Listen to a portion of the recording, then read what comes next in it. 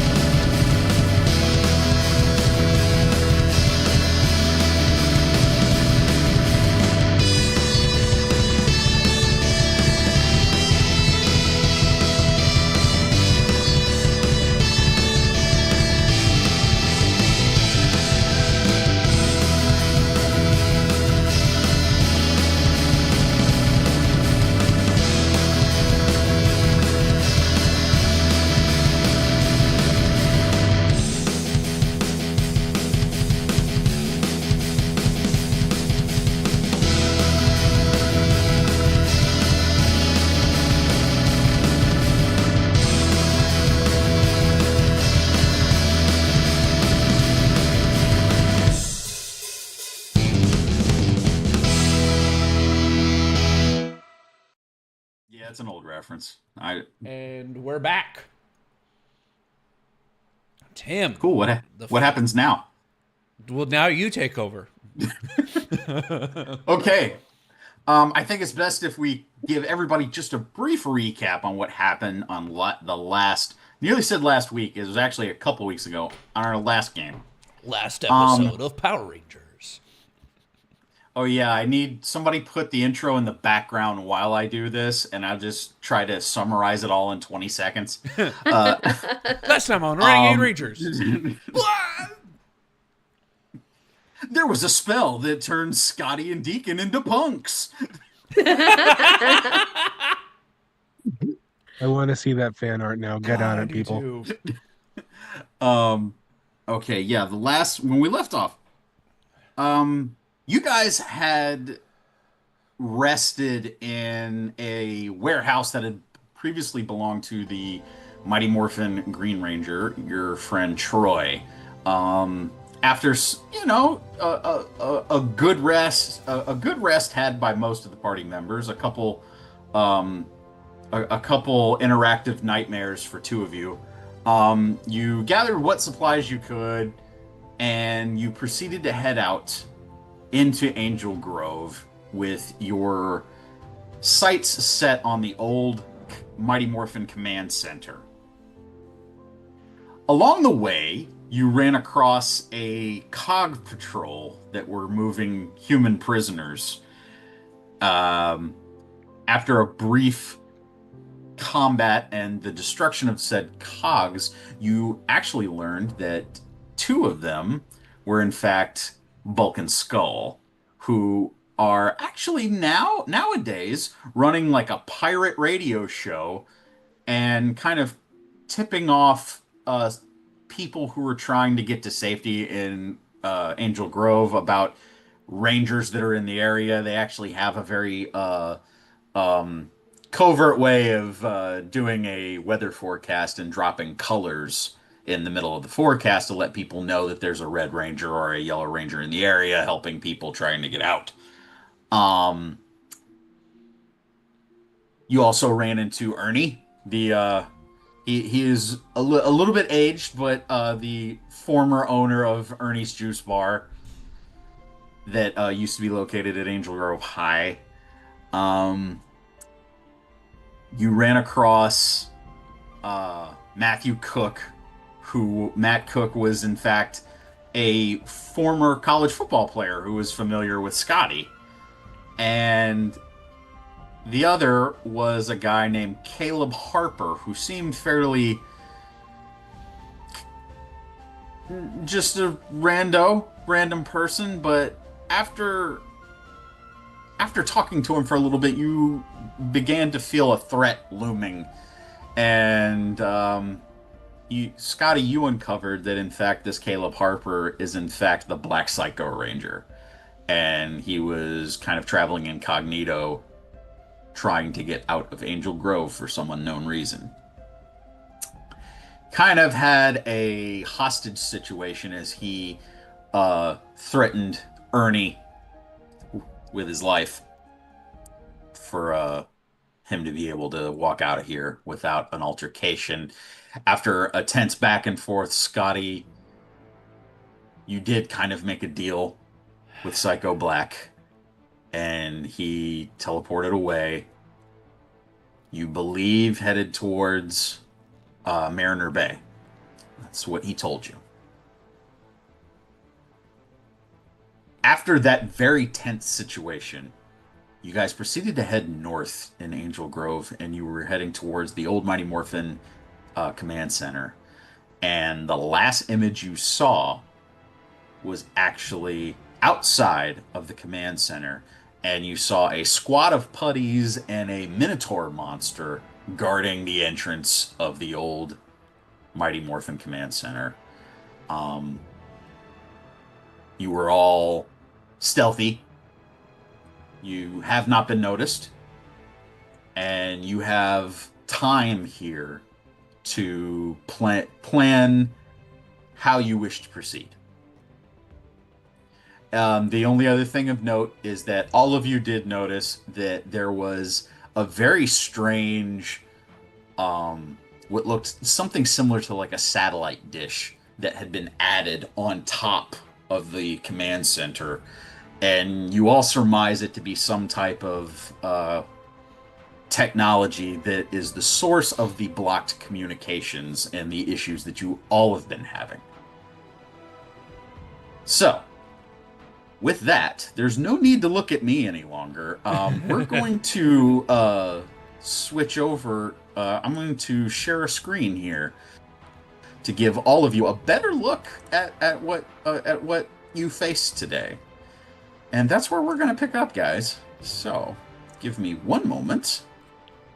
Making sure you should have permission.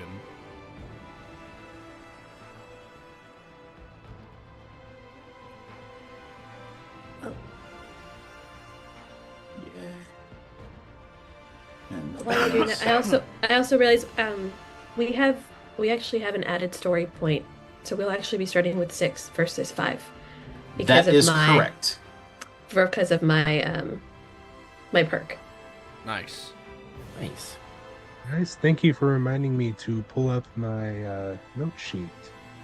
Also, this pause is brought to you by Twitch chat. Make sure you go and you chat with us on the Twitch because that's always really fun.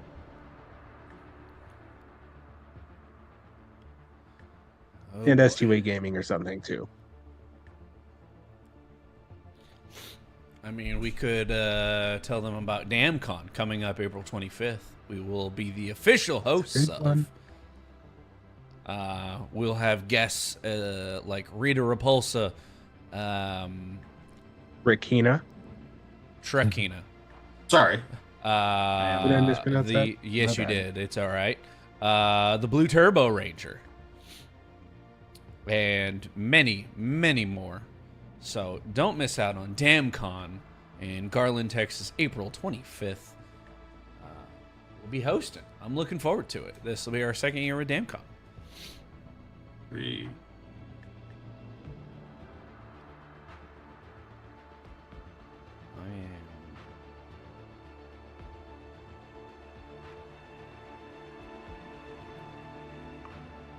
I'm having this. So- There we go.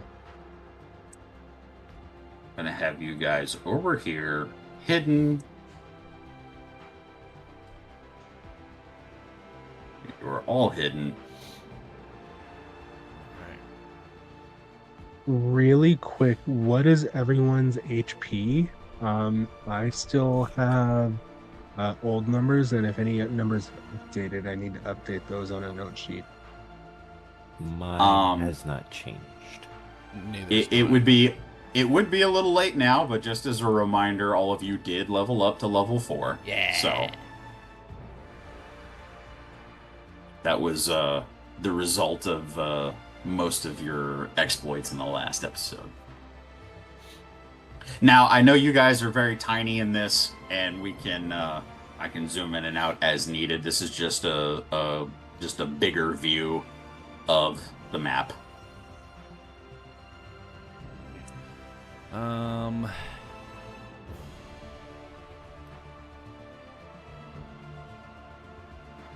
You guys are down here just for Yes. reference.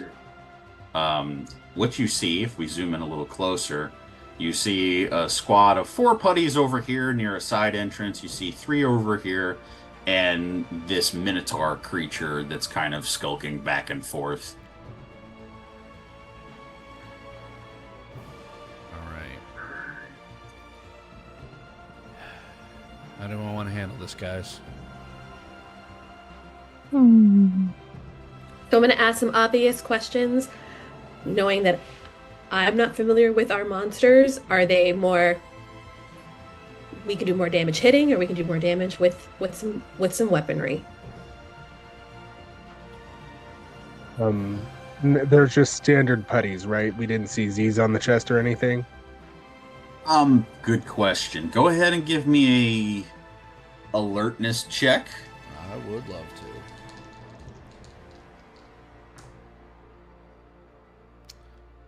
Those are both awful.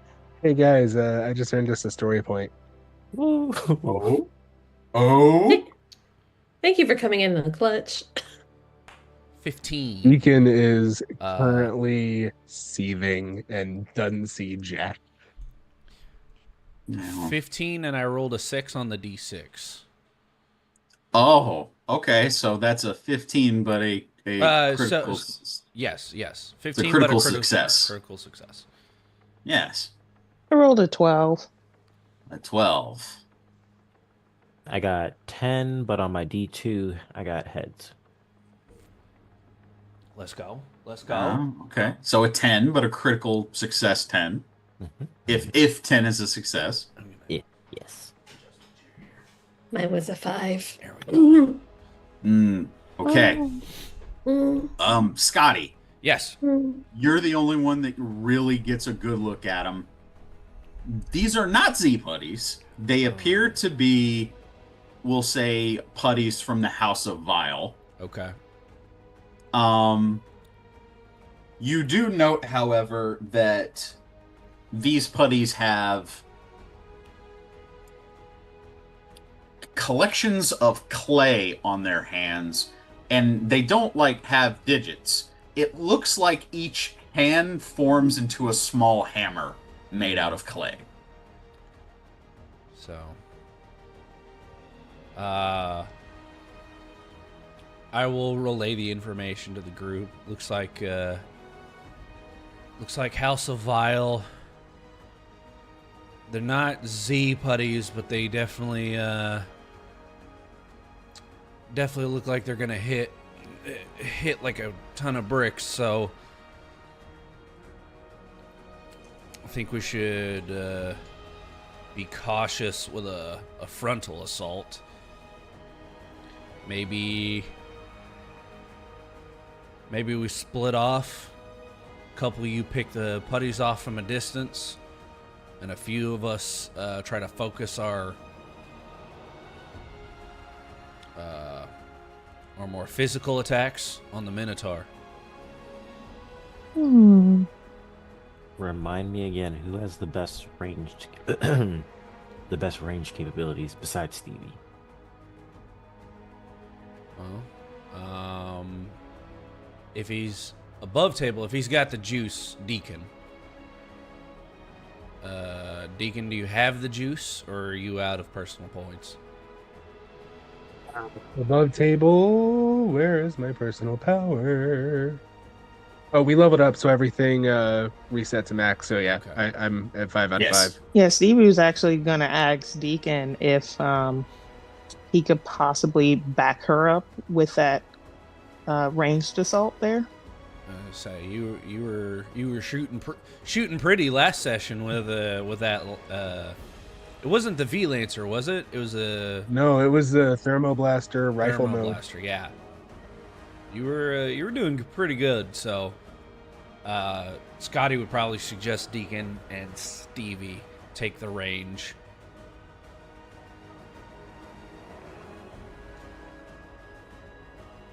So in end game, hey Deacon, Yeah, what's up, Stevie? I have an idea. Since if we're gonna use some range, we can circle around and get that first group, and then whatever I don't get, you can back me up, right? Does memory tell me how difficult putties are to hit at range?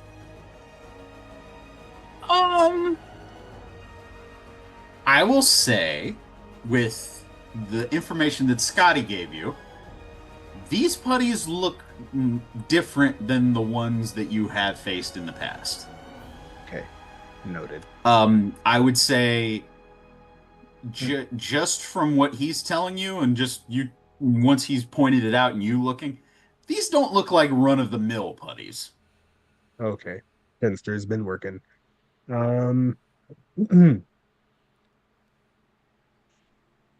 So above table, Above table, I would say that that's not me trying to scare you. That's just me saying maybe not exactly the same stats as what you faced before. Yeah. Above table, I'm gonna be able to do because it's 2 speed or whatever your speed is, -2 is the number of free actions you get. Yep. So And if you 2 free sacrifice actions two first. free actions for one standard. Above table, I'll be able to do 3 attacks on my turn. Nice. Nice. Let's go. So assuming they hit, I could theoretically take out the southernmost group of putties in one go. We only see these 2 groups of putties. Have we done a thorough scouting of this area? This is what you see from your vantage point down here. Well, that doesn't make me nervous at all. Um, oh man, no, I was just thinking about the D&D thing that would not. This isn't D&D. That's not helpful here. um, no one has any scouting capabilities, do they? um, Crickets are a no. I mean, Scouting.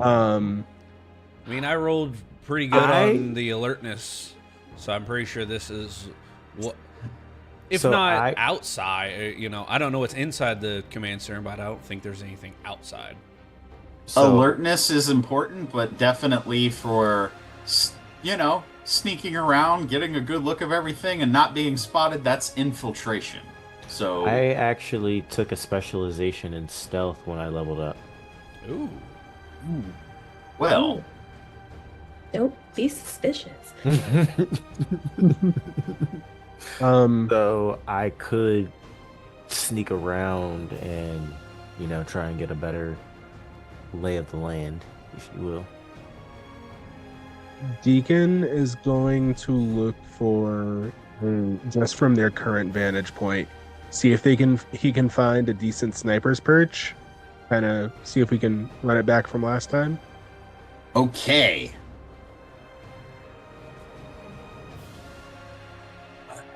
Wow. What do I want to make you roll for that? I'm going Anything to like last time we did infiltration. Yeah, I still feel like that's the way to go here. Infiltration. Right. You stop that. Are we both, or it's just Deacon?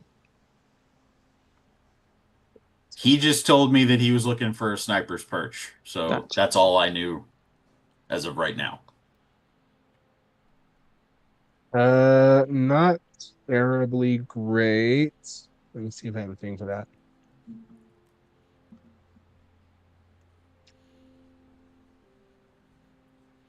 Yeah, that's just a 12. However, that's enough. It's a critical success. Well, what you see is I don't know why I did it that way. It just entertained me.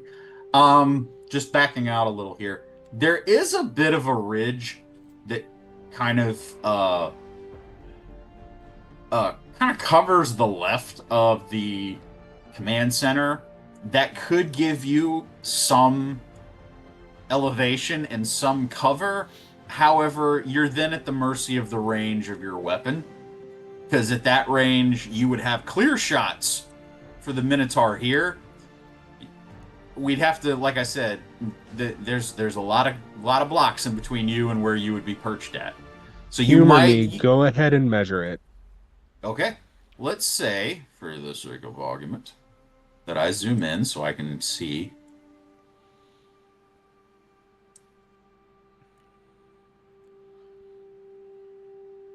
Get a good, yeah. Okay.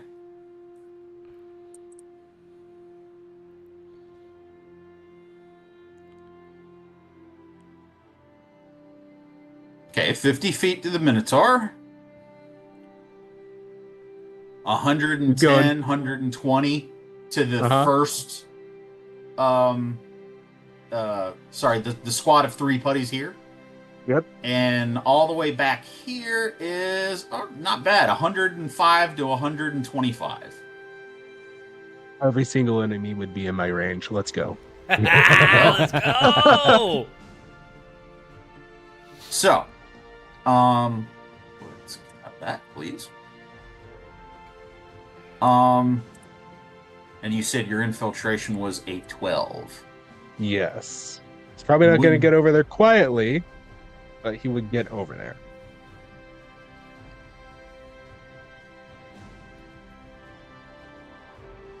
Now that we haven't acted on this yet. This was just, I see place here that I could post up at. Well, you somewhere over here because you wanted to know the distance, and so you're Yeah, over here yeah. somewhere, even if it's not the final place that you want to be positioned at. Since Stevie is following him, she knows that her range is about, says, 100 or so feet. Mm-hmm. Now, is that your downshifted range, or is that your long range or your mid range? 50 to 100. So 100 is your long range. Mm-hmm. So anything from go ahead. Sorry, I'll stop DMing. I was gonna say, Stevie, with that in mind, you might want to be a little closer, maybe over here, not too far away from where I had your people just on the map. Mm-hmm. Maybe somewhere because you have some tree cover here. If we did that and we measured, I'm not gonna make you roll because it's really close to where you would be anyway. You're 65 feet away from the Minotaur, 65 to 75 away from this first group of putties, and 85, 90, 90, 95 Okay. from the other group. That's not bad. All right, yeah, I'll use that. And so anything past 100, you would have a downshift on. Gotcha. Cool. So, with those two posted up, Marcel and Anna and Scotty, I'd say we could try to sneak over to what would be our left of the Minotaur and try to take him on and try to surprise him. And then the three of us fight the Minotaur while they try to handle the putties. Oh, okay. I'm sorry. I understand. Yeah. You're Our- talking about to Yeah, the left of the Minotaur. Yes, our left, the Minotaur's right, because I see him facing us. So basically Yes. towards where Deacon's posted up. Okay. What do you guys think? There's a big open space here. Mm. I'm basically just going to say that for the most part, the terrain as you see it is what it is. Okay.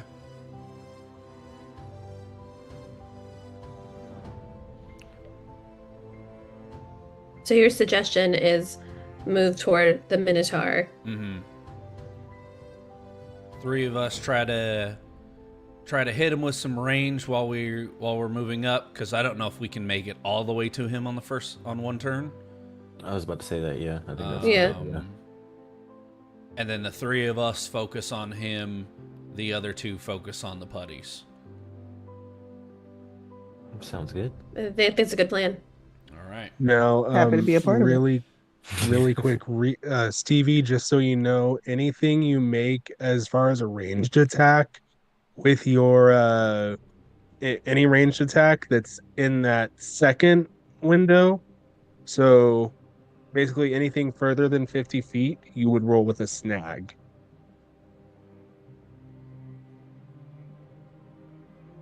I would. Yes. Oh, okay. So it's like D&D where the longbow lists one range and then another range. The short range is your regular range, and then the extended range is that second window, which you would roll at disadvantage in D&D. Would it be a question for the DM? Would it be a snag or would it be a downshift?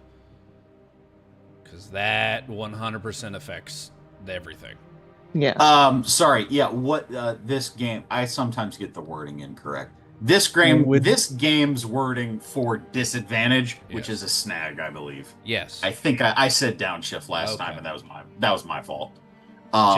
Just clarifying, because and basically, anything past like 100 is going to have a snag. Fair enough. Anything past 50 for her would be a snag. Sorry. Yes. It's been a long weeks, okay, y'all? Yeah, it really has. Yeah. Okay. Just for the clarification, and that there's no questions about it. Your first number in that range, anything past 50 would be a snag. Anything past 100, it's out of range. Okay. Cool. Got it. I don't have any further questions. All right. Well, I have 20, so no. Not surprised. LOL. Okay. So, where do you guys want to be? The three of you that aren't in sniper positions, where do you want to be positioned, or where are you going to come from? Because right now I've got you three down here. I don't think we should go directly ahead of us because those putties are still there and they could still kind of come up. So maybe like kind of at an angle. My idea is that little white wall where the, we'll call it where the, that path right there. I'm thinking come from there. Yeah. Yeah, that's a good one. It's like is that a tall wall? Is it like a retention where you wall? clicked the first time. The first time. Like right there. Like right there. Here? Yeah. Okay. Pointing at my screen and y'all cannot see that. I was about to do the same there. thing. It's right there. My hands are off of my mouse because I always so do the stupid. Can't see same. my cursor? I'm the only one who's sharing. Sorry, touch screens, you guys. friends. I missed you guys so much. All right. Okay, so you guys want to, like I said, this area right here, that's all open. There's no trees over there. There's no cover. So unless you want to like back out a little and maybe take your time and come through like right behind where Deacon's at, and you can come through here, that would be within decent cover. And at a certain point, once you get to your wall idea right here, you're going to have to be rolling some infiltration checks to see if the Minotaur would see you. Right. But at that point, we're almost in range to start fighting anyway, so I'm good with that. You guys good with it? Yeah. Cool. Yeah. I love this plan. We'll take the game master's advice. We'll sneak all the way around to that. We'll call it that retaining wall. And then we'll kick this off. Okay. So I've already got one for Deacon. Let me get an infiltration roll from Scotty, Marcel, and Anna. I have nothing in infiltration, so I'm trying to warm these dice up. I have If you have nothing in it, remember you're snag. rolling with a snag. Yep. Yes. I have my stealth specialization. Yeah, do it, man. I didn't build Scotty for stealth. I built him to fight people. Yeah, I know. Damn it, Would it be at Torin. all Wait, possible? wrong game.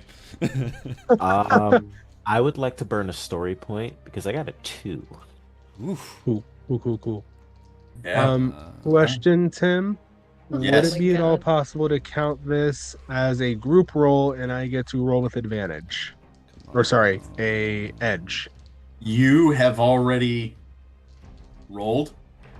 Do Okay, I need to that's fair. roll? Um, Oh man, I feel like we have a let's go let's running out go. right there. Stevie, I am gonna get one from you. Okay. So yes. Okay. Yes. Much better. I switched die. Oh, my chest. Okay. Oh, So- okay. With a snag, that's a 14. Okay, Scotty. I rolled an 18 and a 14. 14. Some magical dice god was looking out for me on that one. Thank you, All right. Scott. Anna? So, just being clear, because again, remember, y'all, I'm still the newbie in this one. I am rolling. Which dice am I officially rolling? Because I think I did it right, but I want to confirm. Because I have nothing currently in infiltration. Right. So you're rolling it d20 at disadvantage. Yep. And you're taking the lower number. Yep, 17. Woo! No, the lower. No. Yeah, 17. The lower Damn, number. that's the lower 17's number? the lower number. That's the lower number. Oh, wow. Let's go. That's Let's awesome. go. It dropped, and I went. Shh, I gotta ask a question because that's why I stopped, guys. I was like, I don't know if I did this right. I did, guys. Oh, I'm about to say, Tim, Yeah. you rolled exceptionally well for me the last go around. I'm just trying to keep up. The dice tell a story, I'm telling you.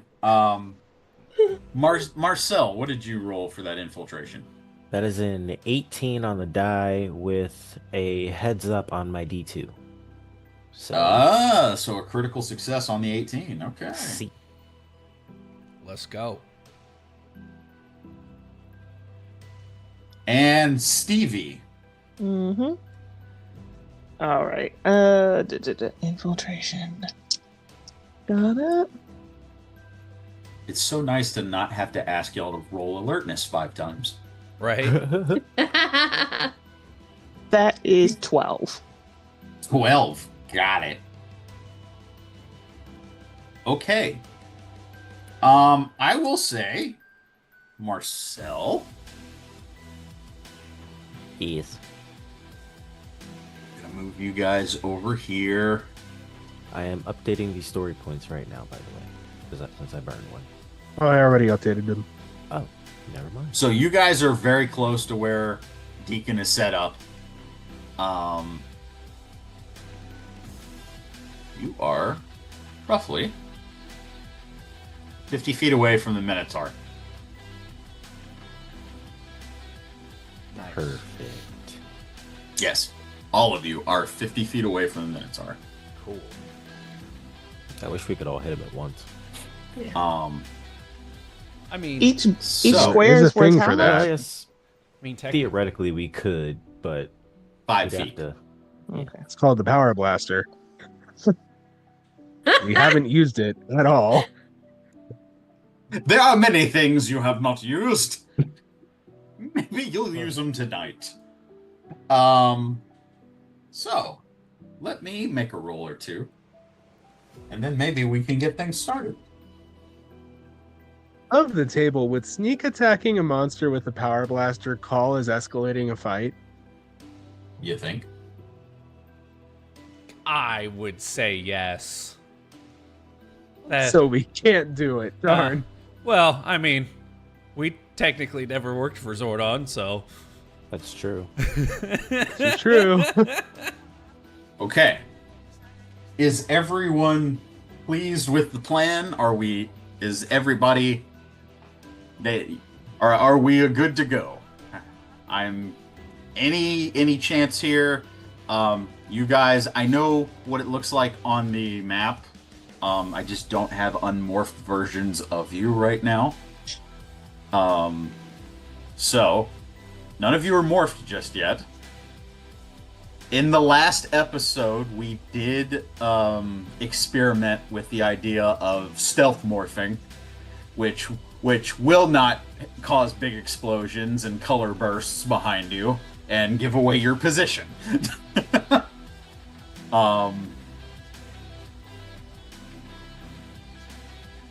I will give you all an opportunity to do so now if you choose. Do we have to roll something, or does it roll just roll happen? another infiltration, right? Well, you've already rolled your infiltrations, and we'll see what happens. Okay. So Yeah, I'll try to not scream SPA on the way as loud as I can. I'm not. yeah, tell me, show me what you do. It'll probably be as soon as we get to the position that we're looking for.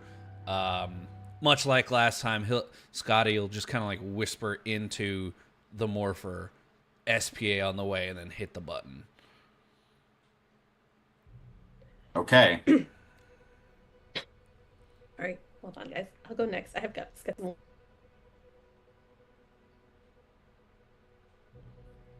Breathe. Please don't die. Yep. We love No, you. sorry. No I got death really on stream. excited. Took too much No water. death on stream. Okay, and basically what I'm saying is you can morph now, or if you move, that's another infiltration roll, and we got to start all over. Oh no. Quiet grabbing, putting Okay. it into the holster. Very quiet. Ninja spin. Because you're moving. Yeah.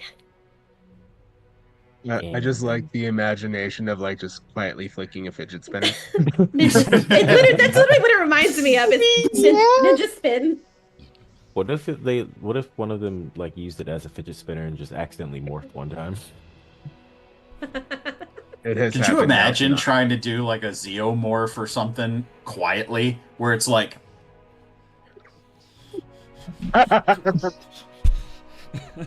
You're just dancing the Macarena at that point. All I can think That's of. what somebody says from the. the distance. I like the Macarena. It's Titus Andromedon crossing himself.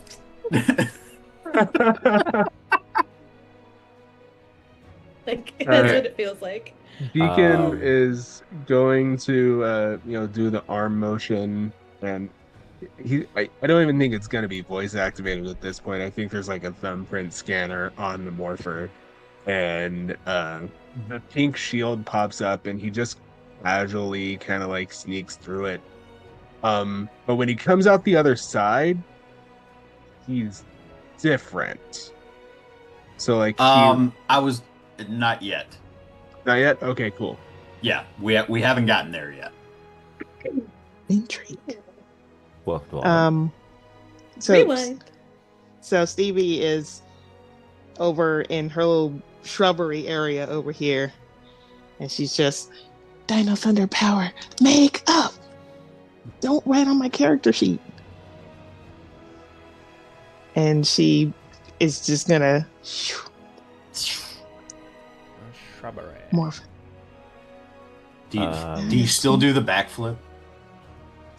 She mentally does the backflip. She Quietly backflips. she's just like, she just does like a little hop instead. oh yeah, it's one of bunny those hop. where it's like hop in one place. Oh man. Marcel, at this point, since he's used the mask enough, he doesn't really need to pull it out anymore. Instead, what you kind of see is almost like a shadow appear behind him and kind of surround him, and it basically turns into his ranger form. And I've got you, buddy. the helmet, it comes on almost like the wolf is like chomping down on his head to like form the helmet. Nice. No, if it didn't look evil as hell, that would be kind of cool. Yeah, that's exactly what Scotty's thinking. Yeah, no, Deacon says that through the comms. Comms.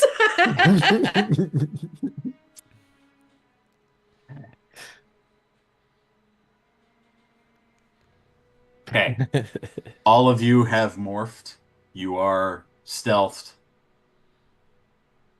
You all get into position. Deacon at your sniper's perch.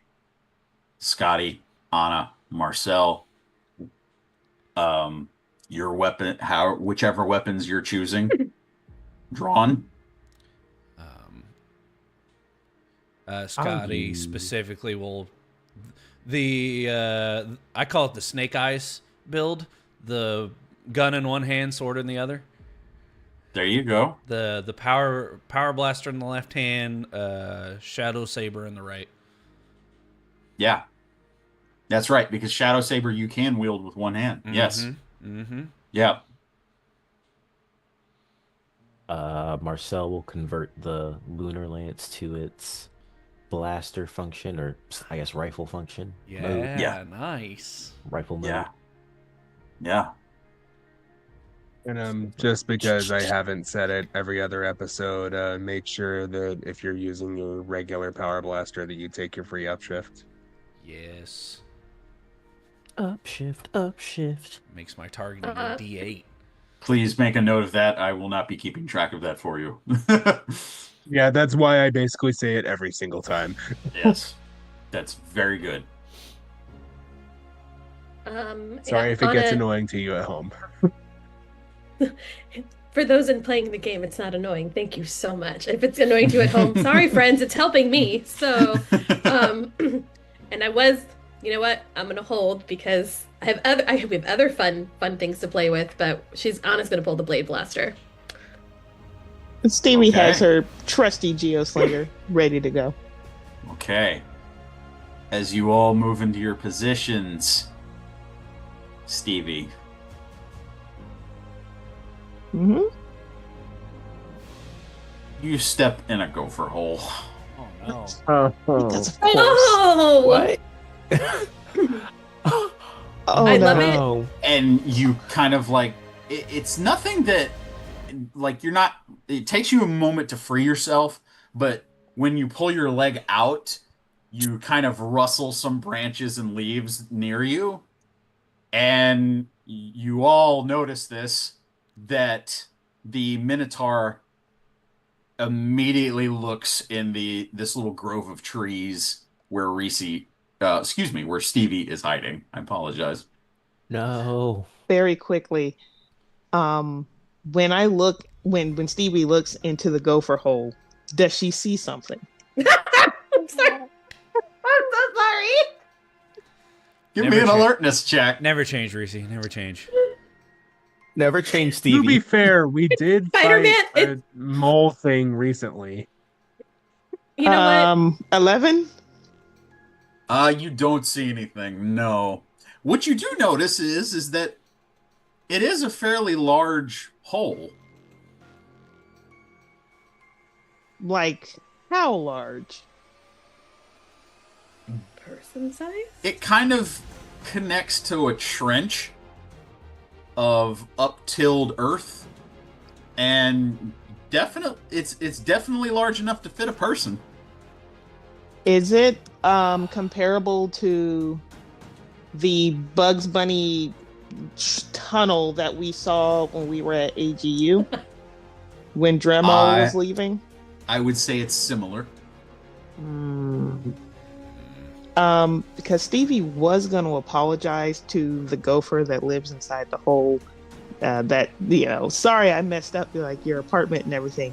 But once she notices that it looks similar in size, Sorry. she is going to use her communications to say, guys, we might be dealing with Dremel Part 2. I'm going to say, oh yeah, no, you've got your comm, so you can easily do that. The Minotaur starts making its way. On its way. Downtown. Walking fast? Hopefully not. Homebound? Starts walking towards the grove of trees that Stevie's hiding in, and you just hear it, and it just makes like a grunting noise, and it aggressively moves its hand, and several of the putties start coming this way. Aggressive moo? Aggressive in the background.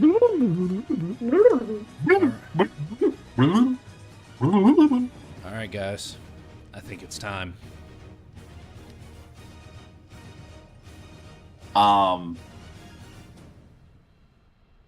Stevie. Mm-hmm.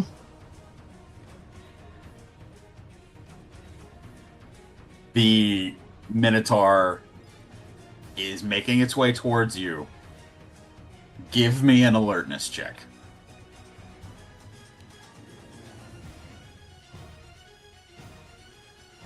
I'd like to burn a story point. If I so may. That is better. Thank you. 15. 15. That is just good enough. It appears that the Minotaur has not seen you, but it is reacting to something that it heard. And it is heading in your direction.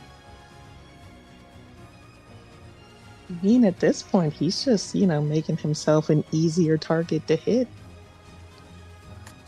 Make gopher noises to distract him. 33, 5, 44. Oh wait, no, that's not gopher.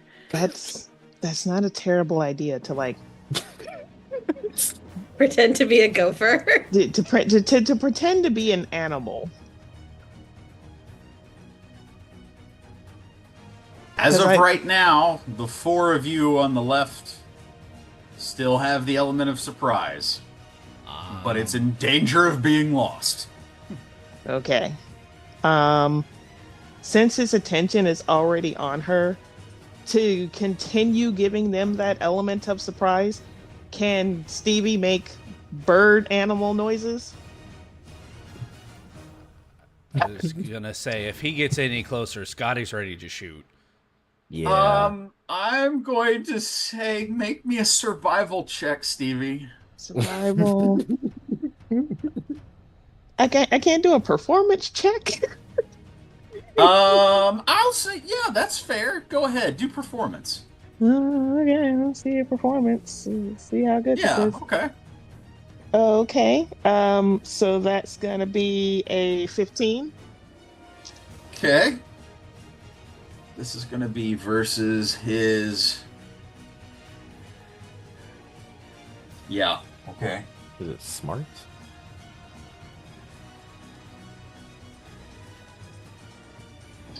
Or cleverness? What kind of bird are you? Trying to remember this one bird I saw at the zoo. Are I you can do- speaking as Stevie or as you? The answer is yes. It's a grackle.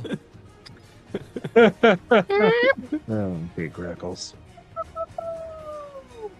Okay.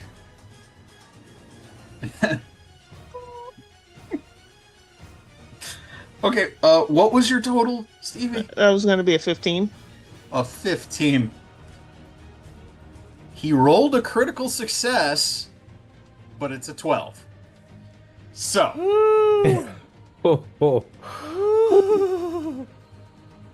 immediately upon hearing this strange bird noises, Kill a penguin. you hear the Minotaur bark out another order. And the putties are called off. No. And they start making their way back to their original. Ah, darn. Upon realizing that he's reacting to a bird, they start making their way back. Ah.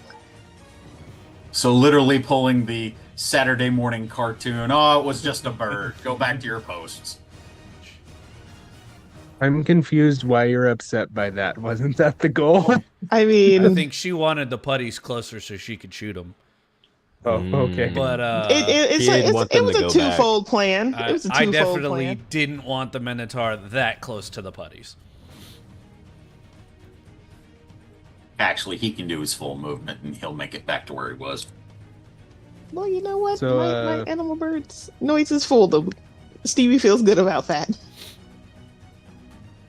Is there a buddy that is at like the back of a group where if it gets popped, the others have a less chance of noticing it getting popped? They are all very close to each other right now. I respect the Cool. technique, by the way. Yes. Good idea, but they have just been alerted. They're all like, there's no reason for them to be spread out. That's fair. That's fair. In the comms, Stevie is gonna, hey, Donovan. Yes, Stevie. Are you gonna get the ones further back and I get the ones closest to? Works for me. Pick a number between 1 and 4. 3. All right. Marcel, on your go. Well, I guess I can start firing at the Minotaur. I'm gonna say Scotty with the power blaster aimed. Call it. I got the Lunar Lance aimed. Deacon's gonna crouch down to his sniper's post positioning to get that upshift that we talked about last time. And he's gonna take aim at the back row of putties, third from the left. Yep, that's the one. 130 feet. Yep. Range is 150. You got it. Woo! Deal. You Dang, that's got it. crisp. Okay. Love it. He's gonna say, pull, and fires. Okay, roll me an attack. Right. Question: since we're hidden, does this get an edge? I'll give you an edge, yes, because this is definitely edge. you executing your elements of surprise here. Okay. Cool. Cool. That is a 14 plus gonna 8. be- That's going to be versus their evasion. It's a 17. That absolutely hits. 2 fire, 1 energy damage. 2 fire, 1 energy. Yep. Nice. We're using the thermoblaster rifle mode. So, this describe to me what happens to this putty. Very nice. So as soon as Deacon says, "Oh," there's just this really thin, red-hot beam of energy that streaks out from the rifle. And if you've ever seen, a time lapse of clay drying, it's like that as it superheats and then crumbles.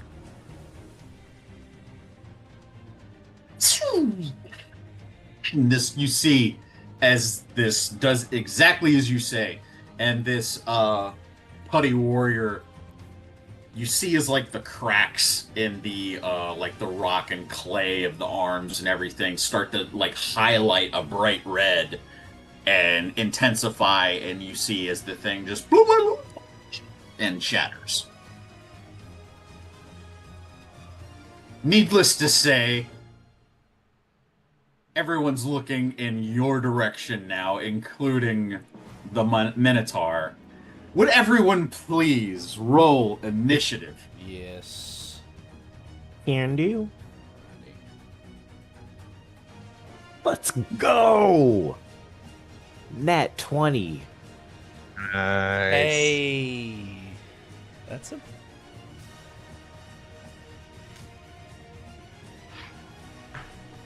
All right.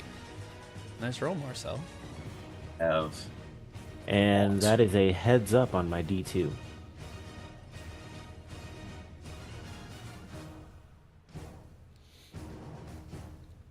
roll for the Minotaur. Oh.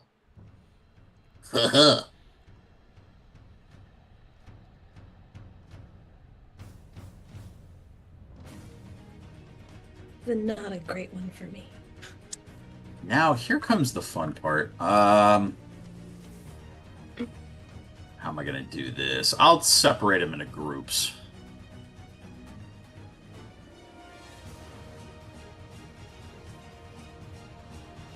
I'm always an advocate for the DM making his life easier. Because Yeah. usually it makes the players' lives easier. Right? Yes. Be Putty Group 1 and Putty Group 2.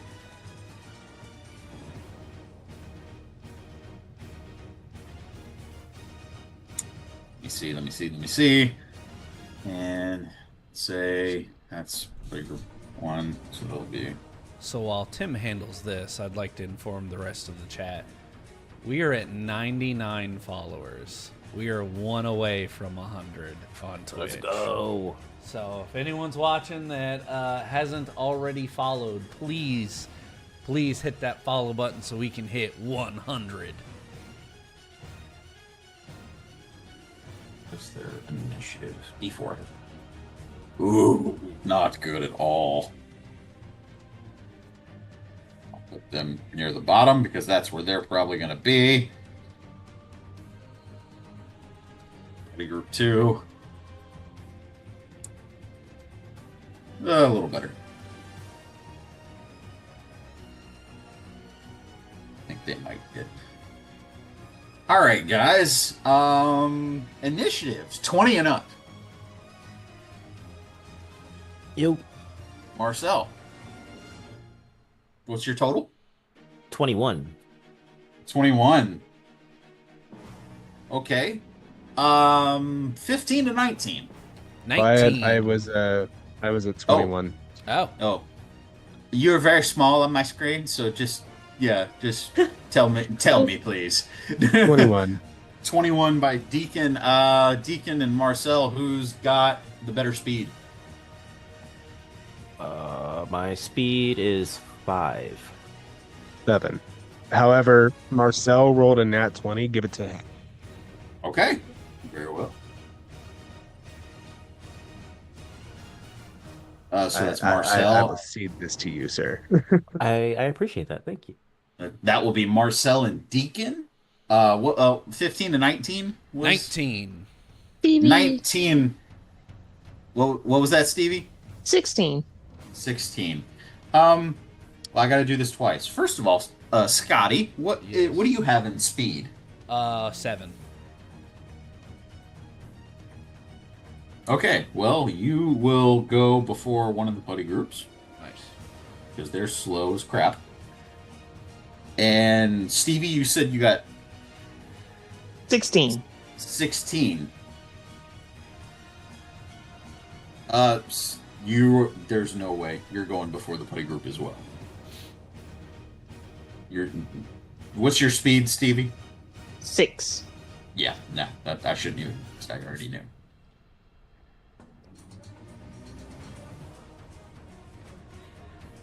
And the putty.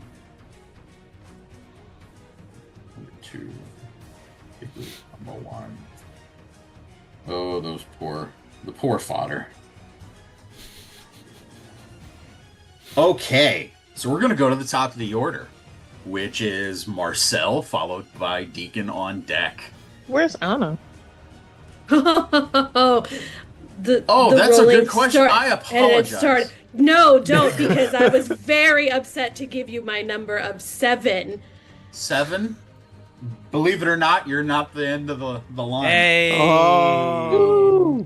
Okay, it makes me feel a little bit better, but I'm like, really? This is what we're with right now? Like, I had one good one, y'all. Just one. Just one.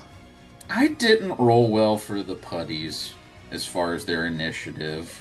Well, you know what? It is working in my favor. Don't feel bad, Anna. Scotty's initiative last season was awful, and every single time I tried to use the follow me ability, I was like, guys, don't follow me. Just go on without me. And I have it, and that's why I was like, and nope. Please don't. No, please don't. Like Can I give it to someone else? There was like once where I was like, hey guys, if you guys could follow me and just give me a little bit of bump, we'll be good. Okay, guys. Crying. Top of the order, Marcel, Deacon, you're on deck. Okay. And Marcel, if you need a point of reference here, because it's a big map, you are right here. Thank you, because Right. I definitely thought that I was Anna. Yep, Anna's up There's some there. similarities. There are. You Alright. guys choose such dark color palettes. What is this? A DC cinematic universe? I will zoom in as the enemies close in, and we can then make things a little easier for you guys. But just to zoom in, you guys are over here. There's Anna. Scotty, Marcel, Deacon, and Stevie's down here in the molehill. Sorry, I'm still Down here. stuck on Power Rangers brought to you by Zack Snyder. I was about to say, I was like, it's Renegade Rangers, the Snyder Cut? What? I don't know what that is, but it sounds. Everyone yell disappointing. out. Sounds disappointing.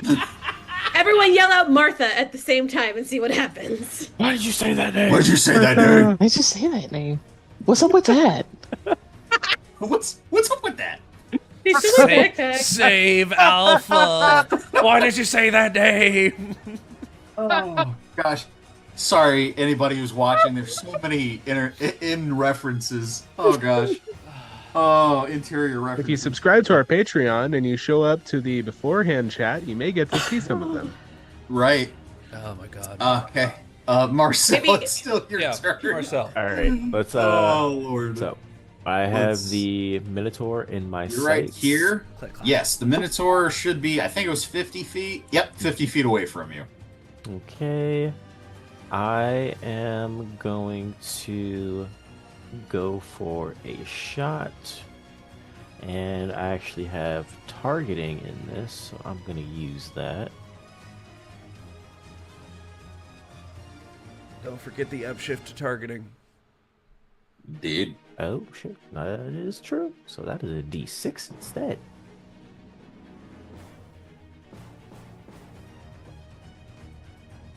That's a 9 total. 9. 9. Is it a That- mighty nine? I wish. It will miss. Yeah, figured. Yeah, this your aim is just a little off as the blaster shot goes over too high. Too high.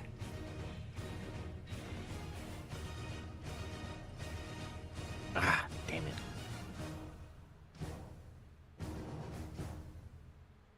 All right. Is there anything in front of me that I can like quickly crouch down so that hopefully he doesn't like see me? Like obviously he sees where the shot came from, but I just don't want him to see me or us. With the hide Um, action?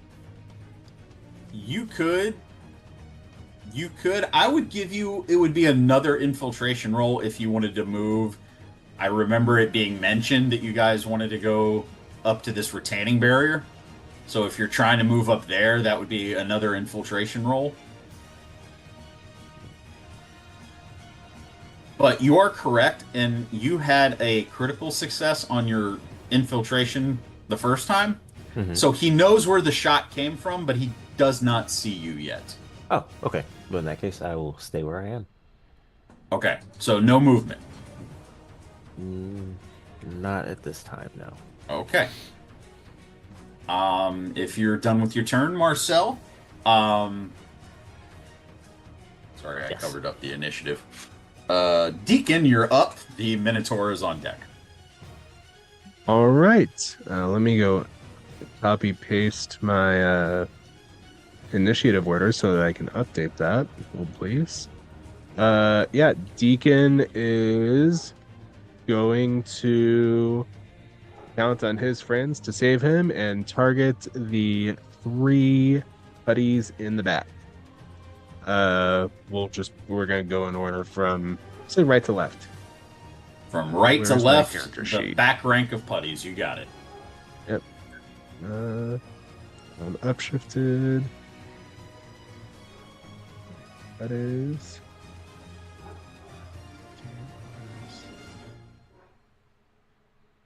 21 to hit. Just barely hits.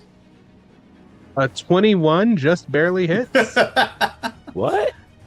Yeah, no, I was being facetious. I was about to say, I was like, wait. Don't you scare me like Clearly. that. Guys, I know I'm new. I Too know I'm early. new, but Too something early. just felt off with that. Too early for that Oh. to be real. Oh, oh gosh. No, you I easily felt my hit that. chest tighten. Holy hells. I forgot to breathe. That's what I'm here for. Continue. Okay, yeah. You know, looking like a certain green-hatted warrior in a room full of pots. It's gonna be 17 on the next one. Both of those will hit. Okay, cool. And heck with it. We'll burn the extra free action. Yeah. And not great, but oh, that one's probably a miss. Actually, I'll burn the story point. Heck with it. We've been having fun with them. I'm gonna burn one. I'm sure we will probably earn some more later. That is not how that works. Go. That's cocked. That is also cocked. Come on. There we go. 16 on the third one. That will also hit. Yeah, it looks like Link just went into a room full of pots and just all three shattered. Okay. Ping, ping, ping. So. Okay. Two. It just remind me. 2 energy, 1 fire. 2 fire, 1 energy. 2 fire, 1 energy for each of those. Yes. Yeah.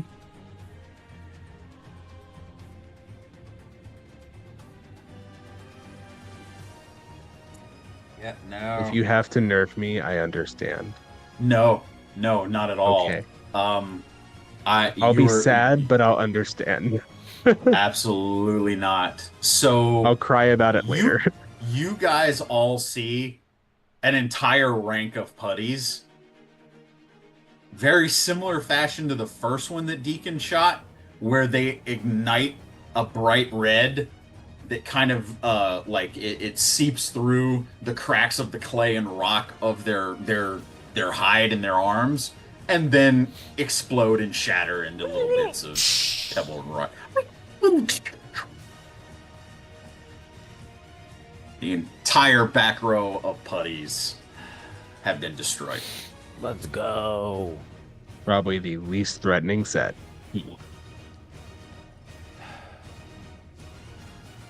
Right, that's my everything. That's my 5 free actions and my 1 standard action.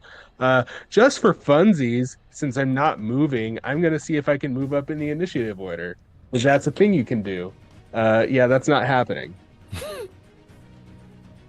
Well, it was a good idea. It was the confidence and the quick. Yeah, that wasn't a good idea. All right. We tried it. Yeah. And that's my turn.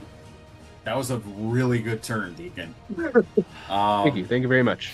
Never sleep on those Pink Rangers. I'm just saying, like the long range capabilities. Pew, pew.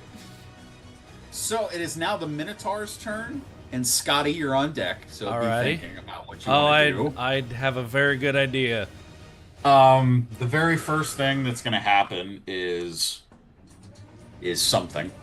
Oh boy. Okay.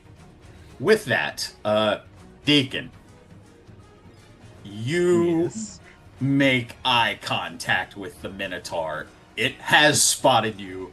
It knows exactly where you are. Wouldn't have it any other way. So, you can just aggressively moose at it. Aggressive move. So, here's what I'm going to do. The only aggressive moving I know is from Rent, and that's what I'm hearing in my head, or what I feel like Anna's hearing in her comms. 10 out of 10. All right.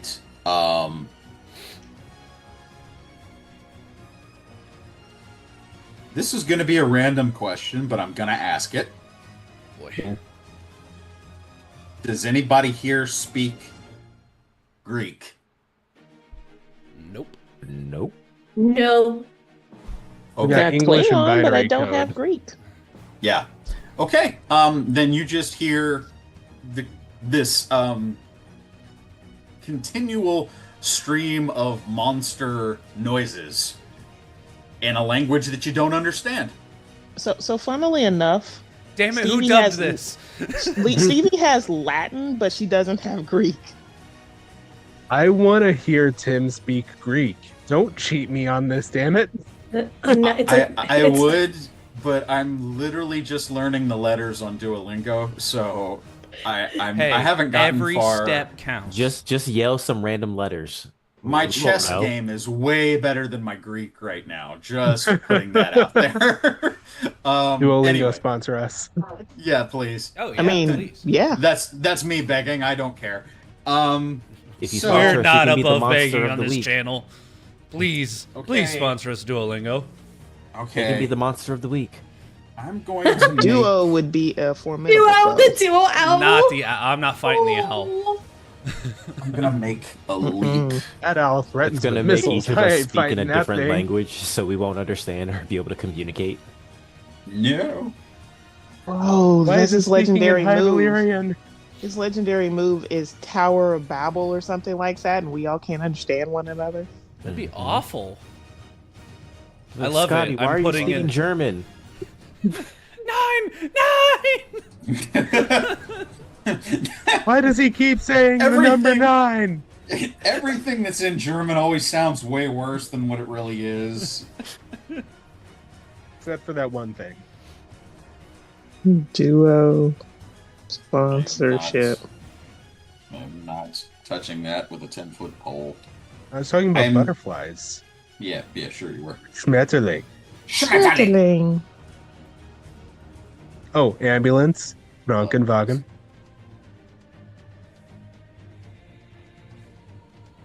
Krankenwagen sounds like slang for butt.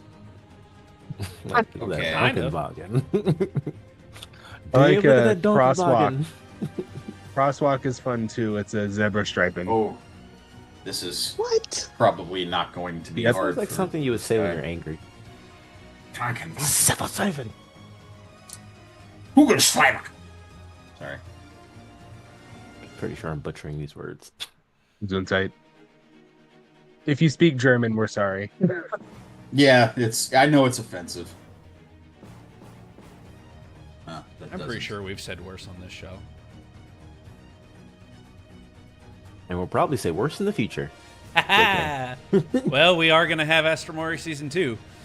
Oh. Okay. So, what you guys see is the Minotaur takes a running start. Let me see. I need to see how far I Oh, can go. gods. Okay. And the Minotaur leaps. Jesus. No. What? Oh. Why? That was unnecessary. Sir, you don't have to do all Because- that. Because the Minotaur is a very athletic creature.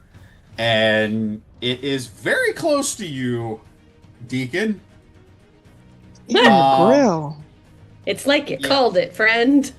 It's you're definitely on this elevated little bluff, but it's like staring at you just looking up. With I am that, got your perfectly fine aggressive with move this. right This, here. this is playing out perfectly. It lands, starts to shake the ground, chasing in the Argonauts.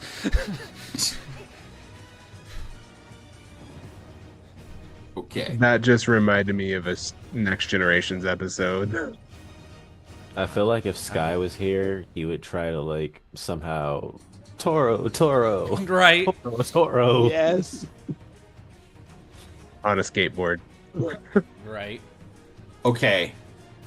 Because of the direction that it's being shot at. Okay.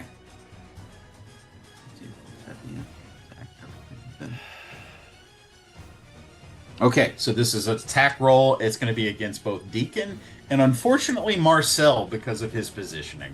I It's figured. where That's fair. it's where you are. Mhm. Can Has you nothing to describe the do- nature of the attack? Because it may modify how this works for you. I can. This is in fact a breath attack. You see as the Minotaur kind of like takes in a big inhalation of air and releases fire breath in your So- direction. Would my being prone affect that? Would your being prone affect it? No, because it's a cone, and Okay, it's that's fair. 15 foot wide, and the exact wording on it, it attacks everything within the area. Excellent. Bring it on. Yes. If it's successful, though, let's see how you do. That's cocked. That's cocked. Come on, Danhausen. That's going to be a... Oh, it's targeting. I'm sorry. Wow. Okay. 18. I am so upset right now. That hits. Marcel? That's our evasion, correct? Yes. Yeah, it's gonna hit me. I have 15 evasion morphed.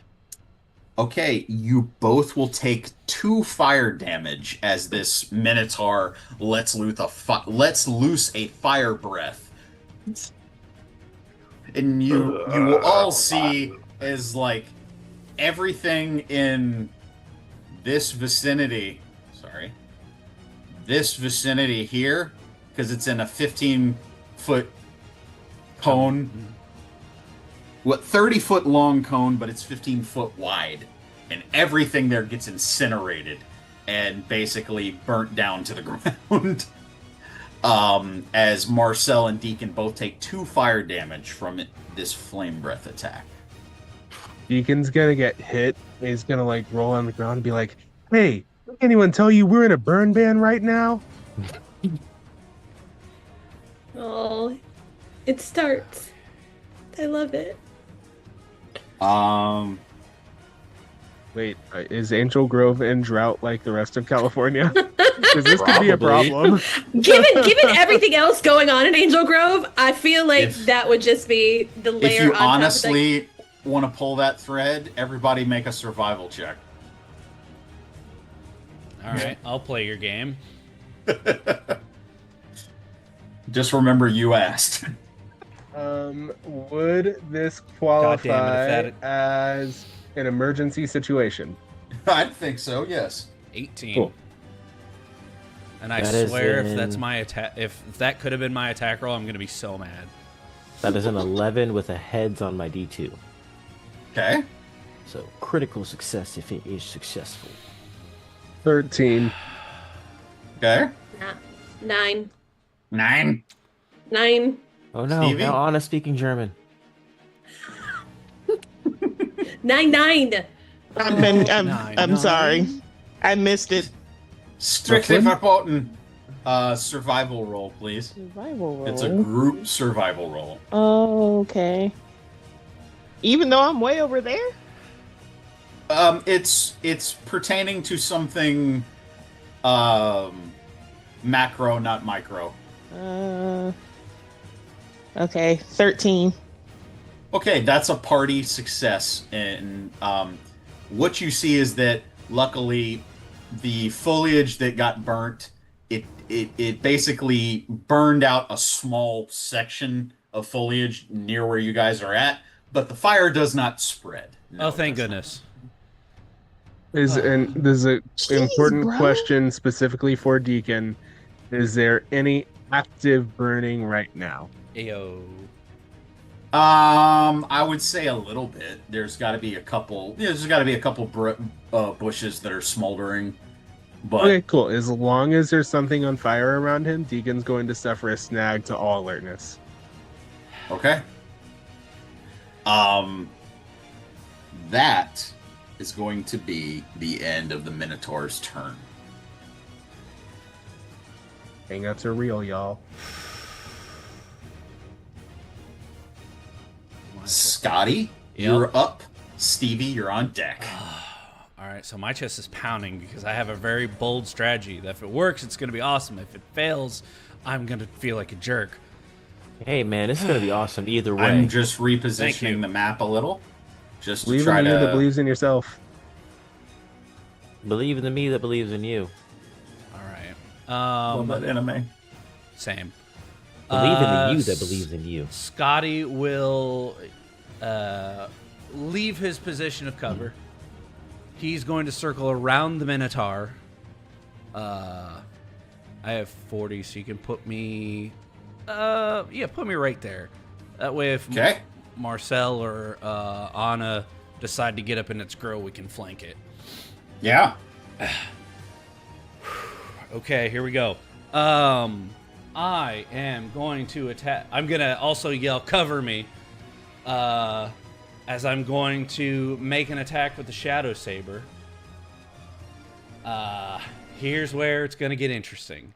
I'm going to use the Power Strike ability, and I'm going to charge this with 3 personal points of power. So that'll take me down to 4. I'm also going to use Solo Strike because I am the only person within its range, which gives me an upshift to my attack die. Yeah. So now I'm rolling with a D8. Okay. Nice. And if I miss, I might burn a story point. Sorry, everybody. So just bear with me. What's that pool looking like right about now? We have 4. 4. Okay. Okay, here we go. Oh, that was really good. Okay. Ooh. 23. That's versus his toughness. So, yes, that hits. Yes. So he will take 5 points of energy Awesome. as you all see Scotty charge up the Shadow Saber and just slice straight up from the waist up to the chest and just cleave through this thing. Oh, he enjoyed that a little bit. Mm-hmm. He's a masochist, I can tell. Oh no. You see as this creature bellows out in pain, and the very classic Power Rangers sparks fly off of the chest of the Minotaur as you just carve into its chest. And I'll say, I've already let one villain go today. You're not going anywhere. And that's my turn. Oh. I cannot make any Nice. other attacks if I use Solo Strike, but Yeah. I landed 5 points of energy, so I'm happy with it. Yeah. Good. No, that's clutch. Okay. Good turn, Scotty. Thank you. Stevie, you're up. Anna, you're on deck. Okay. So how far are those putties out again? I mean, You're right here. yeah. And we are going to use the handy-dandy measuring. That's 55 feet, 60, and 65. Sigh. Because I wanted to see if I could downshift to deal out more damage, but as I'd be rolling with a snag anyway, that'd be very interesting. But let's just go for standard damage. And let's see here. That's not terrible. That's 15 total. 15? To hit the one that's at about 65 feet, the furthest one. That's, I think, this one over here. Yes, that does, because that's versus their evasion. Yes, that hits. Okay. Nice. So he's hit for 1 energy. Okay. Then, because I have 4 free actions, I'm going to go in and just convert those into attacks. Because 2 free actions equals 1 attack. Yes. Cool beans. So I'm going to attack the other 2. Okay. Make it happen. The one that's about 60 feet, the middle Yes. one there, does 12 hit. 12 does not hit. Darn. And then the last one, the one that is about 55, Yes. 16. 16 does hit. And I did get a critical on my D6 here. Does that count for anything? I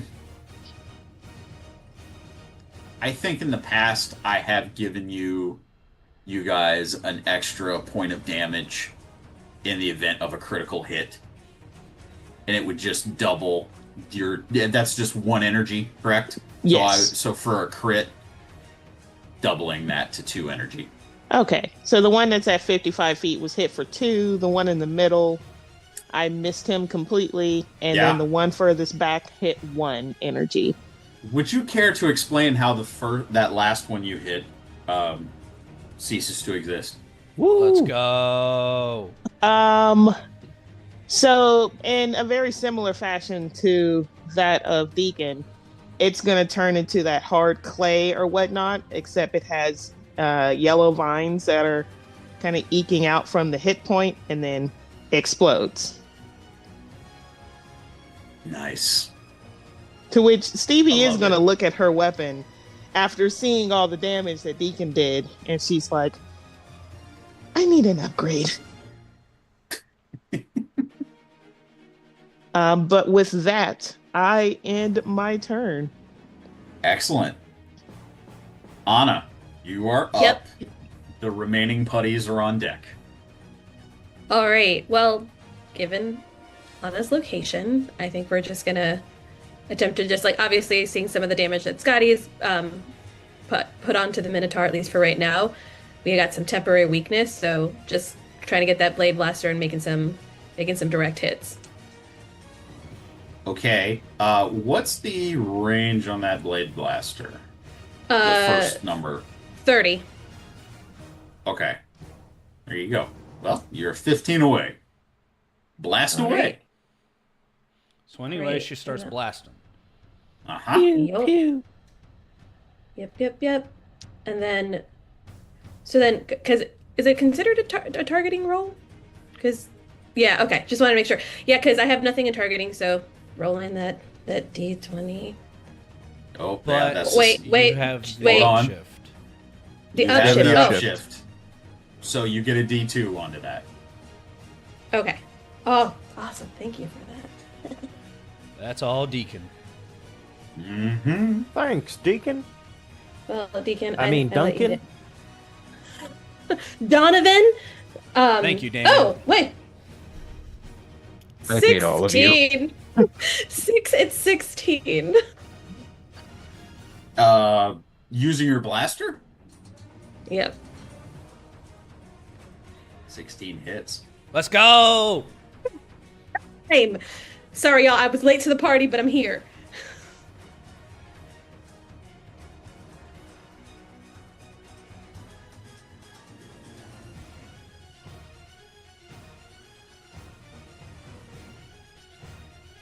So Spence is killing me.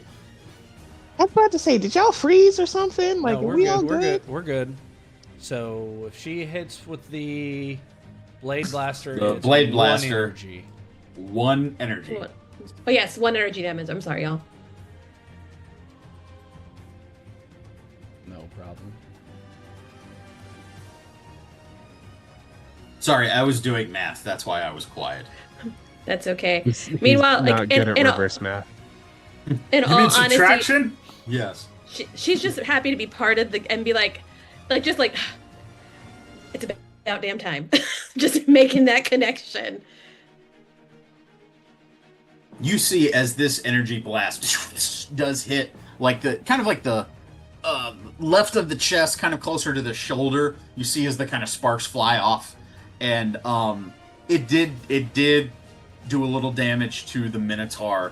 You see as this creature is starting to grow angrier, and it is, for lack of better terms, starting to rage, and it's unsettling that it's taken a lot of damage, and this creature is enjoying what's happening. Oh, so someone I was mean- right. It is a sadist. I was about to say, We're not gonna I shame him called for it. his likes. I But- called it. First of all, don't yuck anybody's yums. Second I of just say all, we're not that's shaming anything. Never but that. second of all, that's I'm just- not where I was taking that.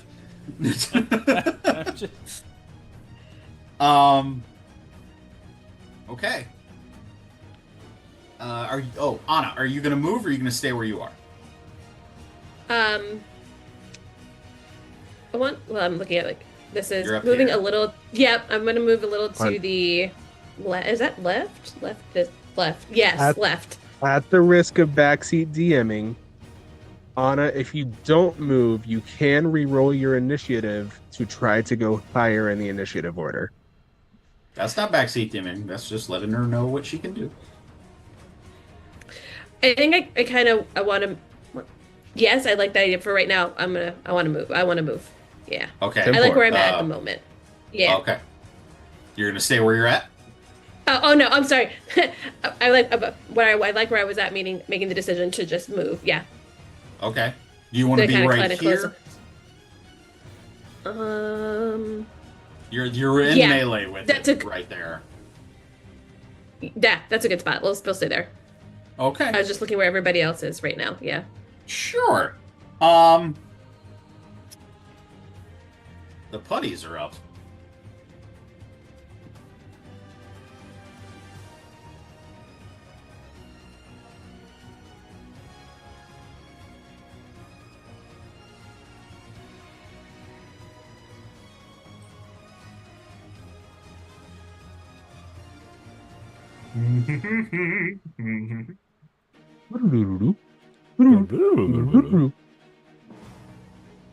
This GM moment is brought to you by This putty attack is Renegade brought to you Gaming by- Studios. Renegade Game Studios. Make sure you follow the link on our Patreon, on our link tree. There you Also, go. go to our Patreon. But follow the link on our link tree. Go to Renegade Studios, and anything you can't- purchase is a 10% discount. I believe it's There's a 10%. discount. There's a They discount if are- you follow the link. They cannot attack on this turn, so they have doubled their movement to get right up into Stevie's face. But that's all I they can don't do like this that. time around. I don't like that, Sam. I am. That's all those putties can do. We are going back to the top of the order. Top of the round. Top of the round, and at that,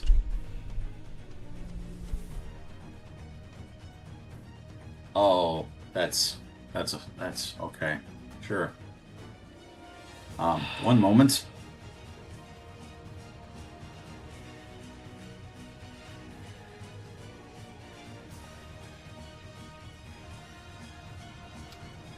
Oh, look, a distraction.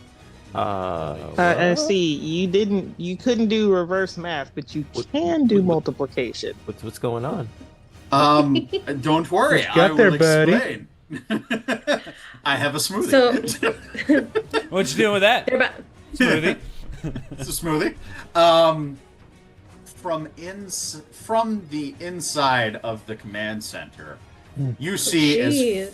5 more putties come out of the front entrance from all the commotion and have entered the fray. Actually, I'll move. Get out of here. And I'm going to roll initiative for them to see where they will go. Yay! These are, by the way, the exact same as the ones that you have been fighting this whole time. Ooh, That's cool. Not impressive.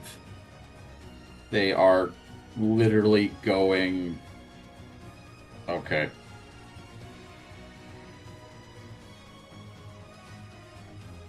Whee.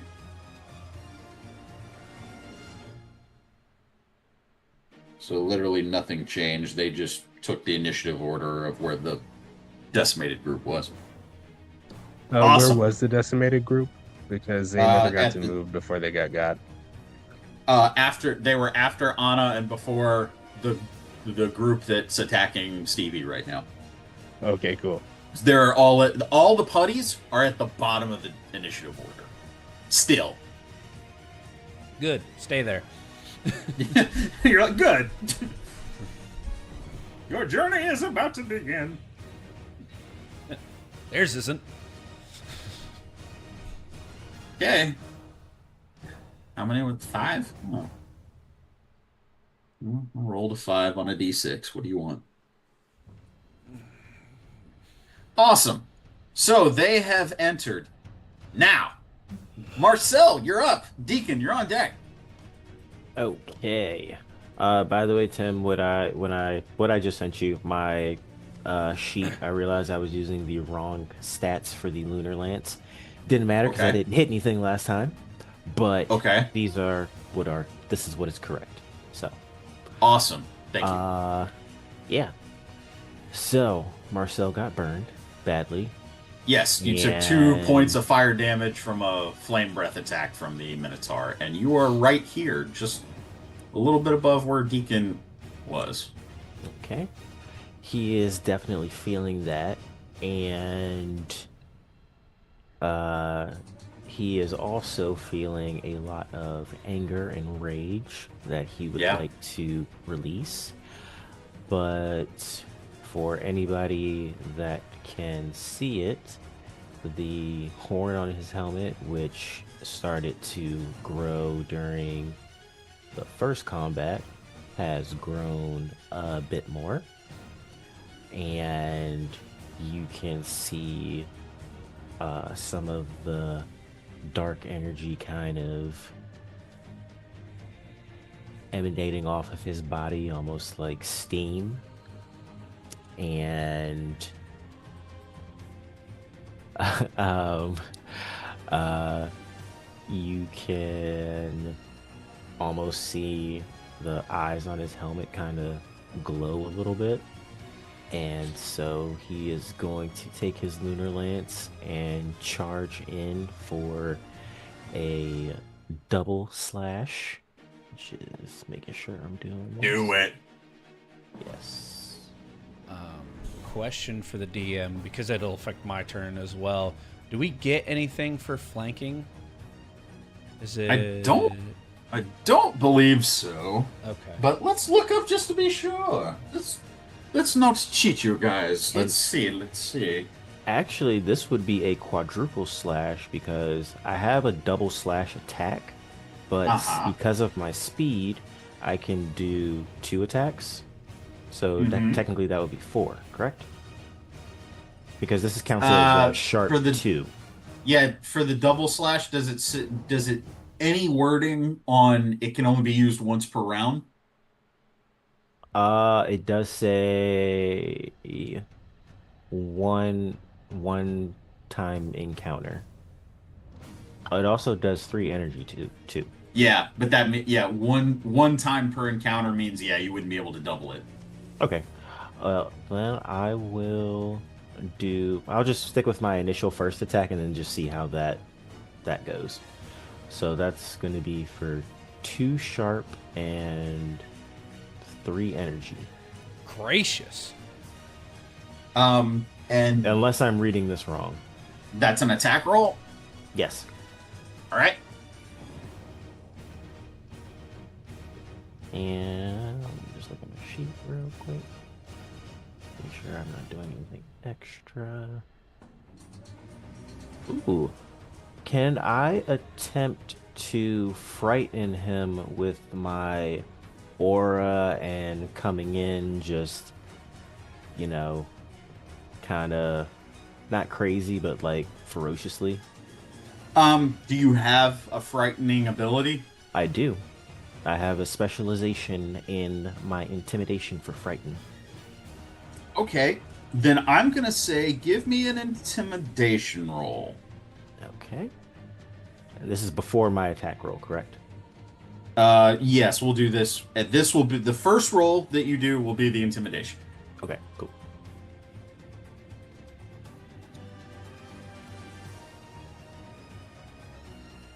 Yeah, that's gonna be a 3, so I'm not scaring him at all.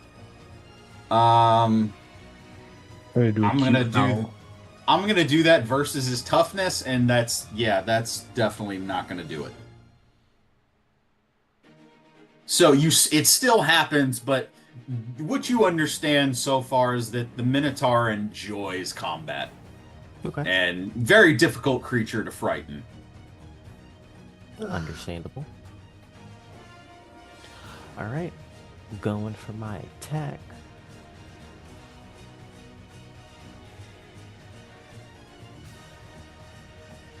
That is also a 3.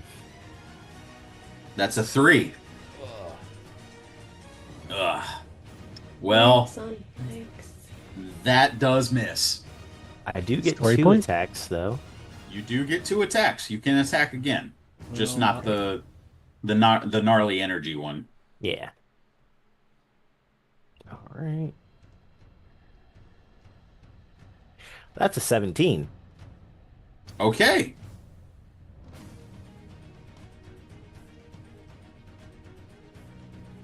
So then that would just be for the 1 sharp.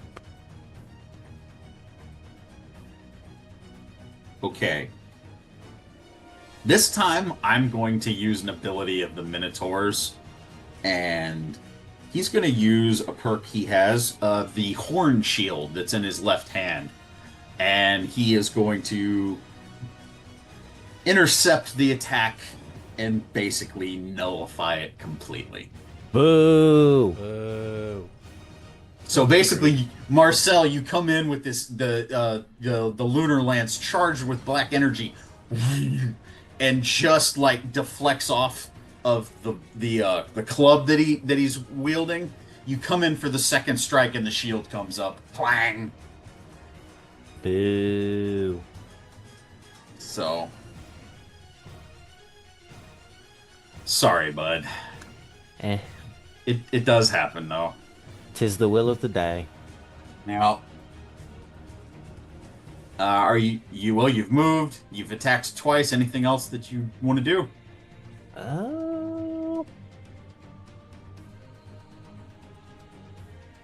Nothing else I can do right now, no. Okay. In the back of your head, Marcel, you just hear the familiar voice, just kind of almost as subtle as, not quite a whisper, but just like an intimate conversation between friends volume. And it just says, make a deal with you on the next one. And that's it. Shut up. Shut up. I don't need your help. I'll make a deal with you.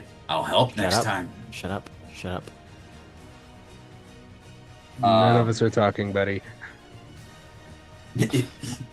Deacon, you're up. The Minotaur's on deck.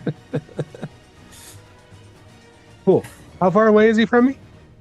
He is 10 feet away. So 15 feet away. because of my sharpshooter's grace, not only do I no longer suffer snags when making ranged attacks outside of a weapon's normal reach, I also upshift 2 on ranged attacks made at targets within 30 feet. Oh no. Yeah. Ayo. Nice. We're gonna see how this works. Upshifting technically 3 because I'm also laying down. So I'm rolling a d12. Jeez. First one's a 15 total. 15 blaster, right? Yes. Uh, that will hit. Right?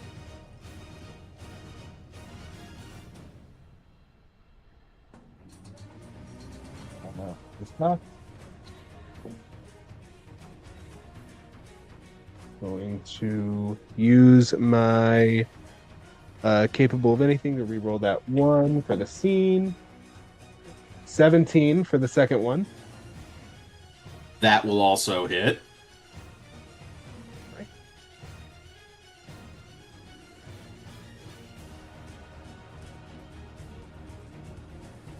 Not so great on that one. 13 for the last one. All of these are evasion.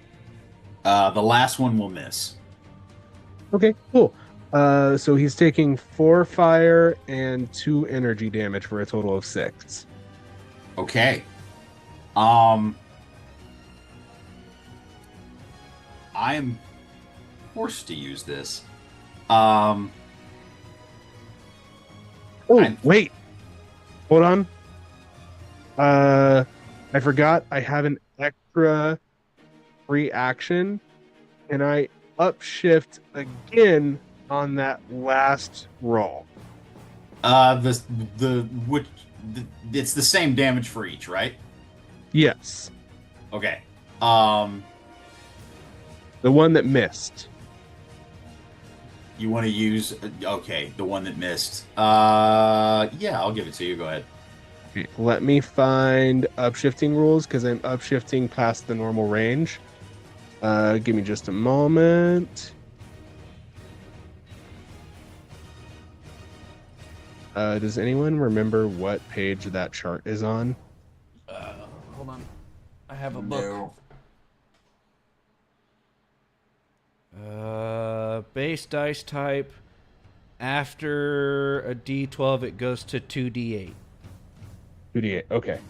So I rolled an 8 for the base die. For the d20. Right? Okay.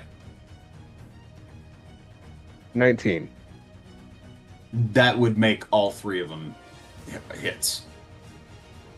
So he would be taking 6 fire and 3 energy, assuming this all goes through, but I sense chicanery is about to occur. Actually, no, because at that point it would be too much damage for him to reflect. Oh, cool. I'm sorry, what? I said, what is the total damage that you just did? Oh, 9 total, but you said 9. reflect? 9. Yeah, yes.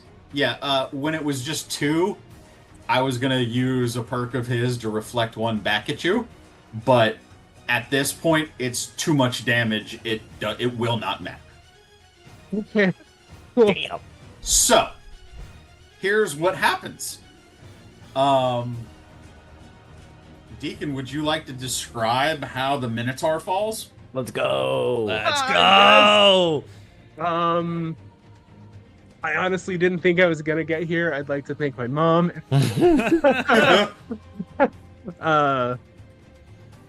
I legitimately didn't have. I straight up didn't think that this was going to happen so early.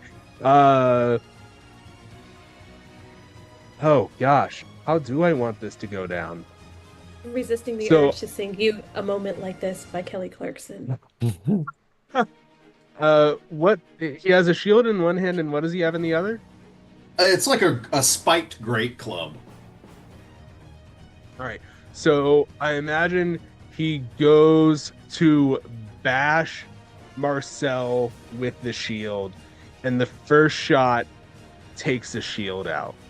And then in his absolute rage, he goes to sweep Marcel and Anna, but as he goes to wind up the club for the strike, the club gets blasted out of his hand, and he looks stunned for just a moment and makes eye contact with Deacon, and Deacon's gonna say, Yippee-ki-yay, What mother does he say? trucker. "Yeah, we'll do that. Yippee-ki-yay, mother trucker," and one right to the chest, and that's all she wrote. The final blast hitting the chest of the Minotaur. And the fire consuming the monster. And you see as the body falls lifeless to the ground. It's not doing what I want it to do. There we go. The Minotaur falls. Well, there goes the beef.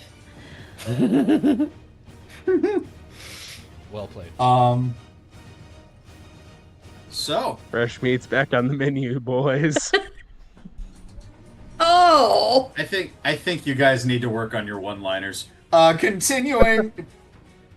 Scotty, you're up. Stevie, you're on deck. All right. Scotty, you are right. Yes. How far am I And don't from... the new squad. Yeah.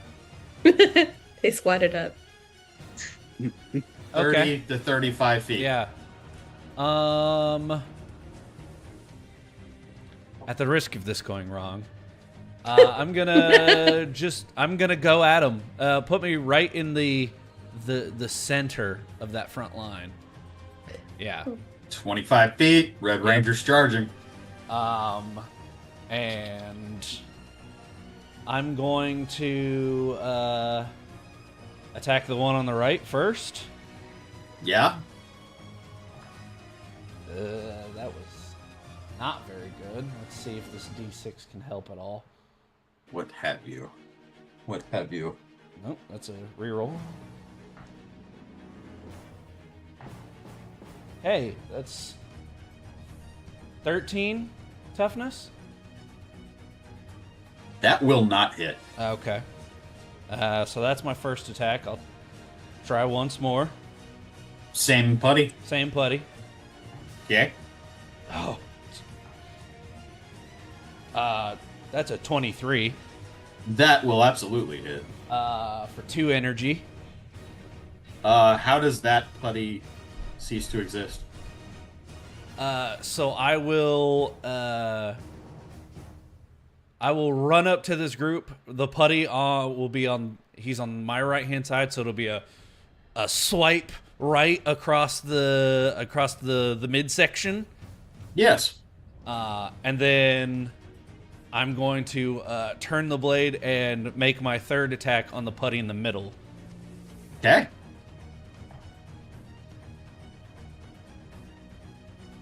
For 22. That absolutely hits. Another 2 energy. What happens to that putty? Same thing, but the swipe is coming left across the midsection. So Okay. it's swipe right, swipe left, and then both those putties just cease to exist. It's kind of just obliterated. Yep. Little rock and pebble shooting in all directions. Oh yeah. That is all 3 of my attacks and my Okay. movement. So And so, Scotty, that's the end of your turn. Stevie, you're up. Anna, you're on deck. All Stevie, right. you're down here, and you have 2 putties that have gotten into your face. Yeah, they're in perfect range for I assume I can do my terror scream at them. You absolutely can. And I will do my terror scream at them. Yeah, that'll catch both of them because it's a cone. Mm-hmm. 30 feet cone. Yeah. 2 stun damage. That's that would be. That's an attack roll for you. Yes. Okay. That's versus their evasion. Cool. Because I'm not even seeing where I can. So this would be my targeting, correct? Yes. Okay. All right. Cool. All right. So the first one is going to be 14. 14? Yes. That will hit. Okay. So that'd be the one on my right. And Okay. the one on my left gets hit with a 17. Both hit. And how much damage was it? That's 2 stun damage.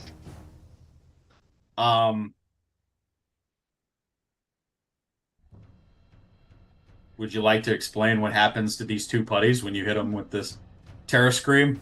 As they're being hit with basically rings of yellow energy, being blasted at them as if they are at the rockingest concert,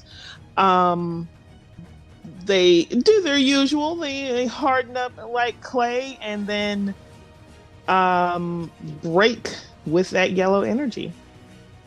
Nice. So yeah, absolutely. These 2 kind of like when they both kind of put their hands to They're trying so their hard ears to not hear it, but it's just like shatter. it's not going through your ears, it's going through your soul. And with that, I'm actually Had gonna adrenaline there. Anyway, I'm gonna move so I could be closer to my group over here. okay. What's your movement? A third. That's a great question. 30. No, it's 40. You can easily make it over here to them, Hooray! wherever you would like to be. I'm gonna Right here. be a little beside Marcel. Bam. You make it over there, easy enough. Cool beans. And I do have, that was my standard standard and then a free action. So I have another 2 more free actions that can be used as an attack. Yes, correct. Let me get you a measurement. They're in range. They're 35 and 40 feet away. That's wonderful. Because I'm gonna try and help Scotty out there, see if I can pick off one. Sure. 19. That will hit. Okay. So that's just 1 energy. So Okay. 1 energy to pick off that one right there that you have the cursor on. Okay. 1 energy to that one. It's nice to be back with you guys. It was lonely over there. Oh, by the way, Drummel might be here. Did I say that before? No. What? No. Welcome I mean, to the long party, story pal. short, I almost stepped in a gopher hole, but it looked like a really, really big gopher hole, so we might want to keep a lookout for that. Noted. You Great. remember that guy from college who used to have the mole people theory? Well, it looks like I owe somebody some money. Is that? Oh, that's the end of your turn, Stevie? Yeah, that's going to be the end of my turn. Okay. Anna, you are up, and the remaining putties are on deck. All right. Hey Tim, you want to do some fun character voice work? Yes, I would love to. What are you asking me to do? Well, she's got a fun toy she wants to play with too to bring to the party. Oh, yes. When you're ready. All right. So we're gonna do a little bit of moving toward Scotty, and I think that's right there is great. Obviously looking over to make sure quickly that he's doing okay. Just a quick check over, and he's got a shadow saber in his hand, and looks at her blade blaster and is like, it's not gonna quite do it. Holsters it up and says, I think we're gonna need a little more help. From behind her back, she says, Saba, you want in? And she pulls out. As of course you see from behind her, there is a white light that just shines from up, and as she pulls back her arm, in her hand is a very familiar piece of relic, known to all as Saba. Let's go. There are just slight subtle changes. Only slight subtle changes.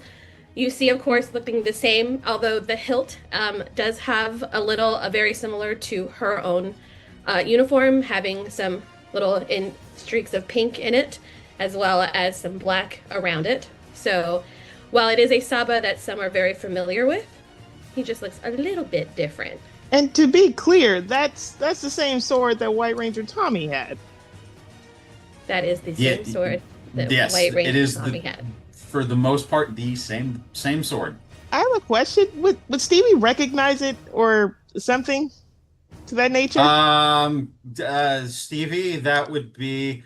I'll give. Say would Marcel, because I have a grid lore. I will say with this, I will give all of the party out of initiative a chance at a culture lore, grid lore roll. Except Anna, because Anna doesn't need it. Although that's really a great one for me, but y'all just look at my new friend. Or Guys, look at my good friend. That is a 16 with a head, so that's a critical success if it is a success. Okay. And that is with grid lore as well. Yeah. Teen with the potential for critical success if possible. Cody, all I heard was teen. What was the first part? Sorry, my dog's barking. 13 with the potential for critical success if possible. 13. Okay. That's also 13. Okay. Scotty. Sorry. He's talking. Oh, I hit the mute button because I was coughing earlier and I forgot to unmute. 10. Scotty doesn't know. Scotty doesn't know. You did this to yourself. Marcel, Deacon, and Stevie, you recognize the original Mighty Morphin Power Ranger white blade. That is absolutely Saba. Maybe just a little modified, but that's Saba. And even reinforced by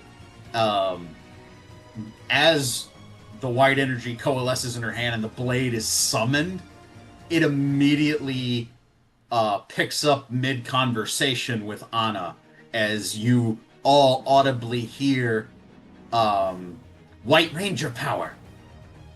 And you see as the little tiger head on the hilt of the blade starts moving as it speaks. All right. Anyone still stunned in silence? We're going to keep it moving. Yeah. Because, again, one of Saba's many awesome traits are those lasers that Saba does, in fact, shoot. So using it very similarly, like a blade blaster, flipping it over to have, of course, Saba head up, and right at the putty that I think Stevie had hit, just to, let's add insult to injury there. Uh-huh. And that would be also that's also considered a targeting? Yes. Okay.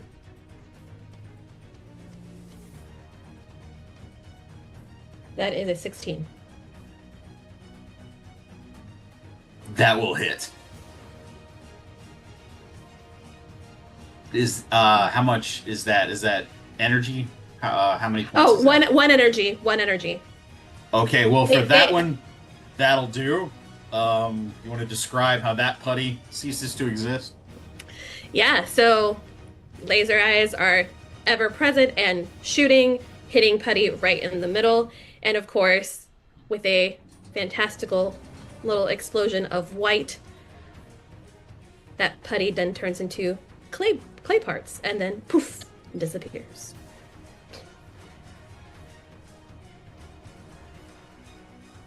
Awesome. And because she believes in teamwork, nice shot, Saba. That's a dope sword. Yours isn't so bad. Yours isn't so bad. Thank you. Marcel, did I accidentally get some of your gummies, or is the sword talking? No, it's supposed to do that. It's a long story, guys. I promise I'll explain it later. We gotta finish what we started here. It's You know that Saba noticing the shadow saber. It's impressive, but it's not intelligent. Sorry, mine doesn't talk. It just, and he like points at where the putties were. It just does that. Stevie is just in some misbelief as she's like, Dr. O was telling the truth?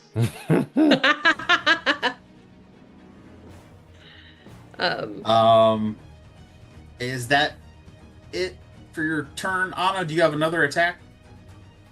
I'm looking at your. Let's say. I'm literally have your character sheet up. It's fine. I could just pay attention. You have. It's your. You got mail. Yeah. Oh. Yeah. Yeah, because your speed's 4. Yeah, my speed. Yeah. Yeah. Got it. Okay. Awesome. No, you should have. Speed is 4. Yeah. 1 is able to move. 2 is move and a standard action.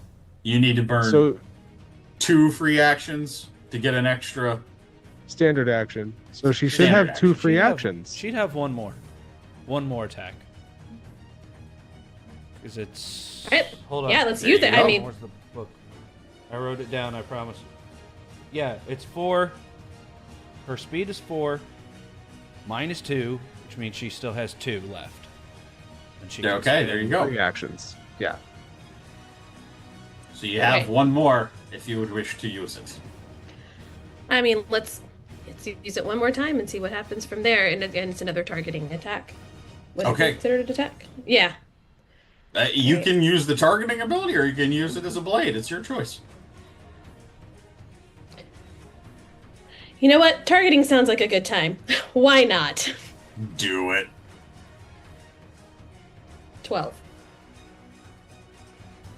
Okay, this time using the energy blast from Saba's eyes, and the putty sees it coming this time, and kind of shimmies out of the way of the energy blast. Okay. And then I have just one. So then can I just standard just move? Yeah, you still got movement. Yeah. Yeah. Then that's where I want to end up moving. Yeah. Okay. The putties are up. Marcel, you're on deck. Cool. I want to say for your first time, you're doing amazing. Okay. I'm so nervous. No, you're doing great. You're doing amazing. Great. Yes. Thank you. I'm so nervous. You all make me feel so comfortable. This session sponsored by Friendship. Oh, he gets an edge on this. Because I don't there's like that. at least 2. No edges. Don't get yourself on that edge. Eh. Anna, is Oh, your I- HP still 3? Edge. Okay, What? this one. Yeah. Okay. This one is taking a swipe at Anna. It will be 21 versus your toughness. Holy Sheesh. mother. Damn. You will- You will take 1 blunt damage. All right. Oop. The other putty is going to move up in Scotty's grill. Oh, It come also on. gets an edge. Ooh. That's a 19 plus 2. That's 21. That hits. That will be this one. You see, as this one, instead of having the rock hammer for a hand, this one is one of those putties that has like the blade on the end of the hand. Ah, it- yes. Takes a swipe at you, does 1 sharp damage. 1 sharp. Very well. And that is literally the only damage those putties have done the entire fight. So, They need a promotion. They're like, guys, we got one. We finally got one. you guys might be able to be the Dark Rangers. You might end up with a crayfish one day. You never know. We're going back to the top of the order. Marcel, you're up. Deacon, you're on deck. Okay. Scotty just hit him with this. So, I feel Right like with here. that dark energy kind of out of his system, even though he missed, he's got a little bit more of a clear head. So I would like to move to the corner of where this little wall is. Over here?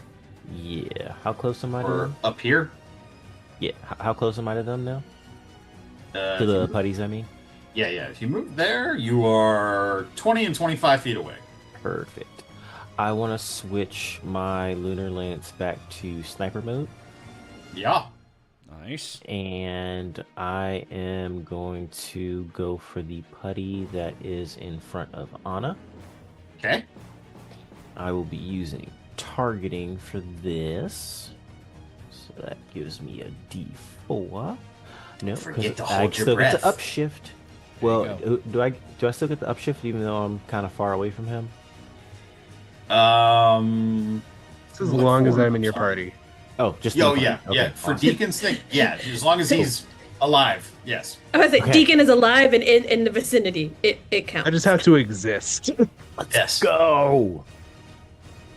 That is an 18 plus 2 for a dirty 20. Let's go. That does hit.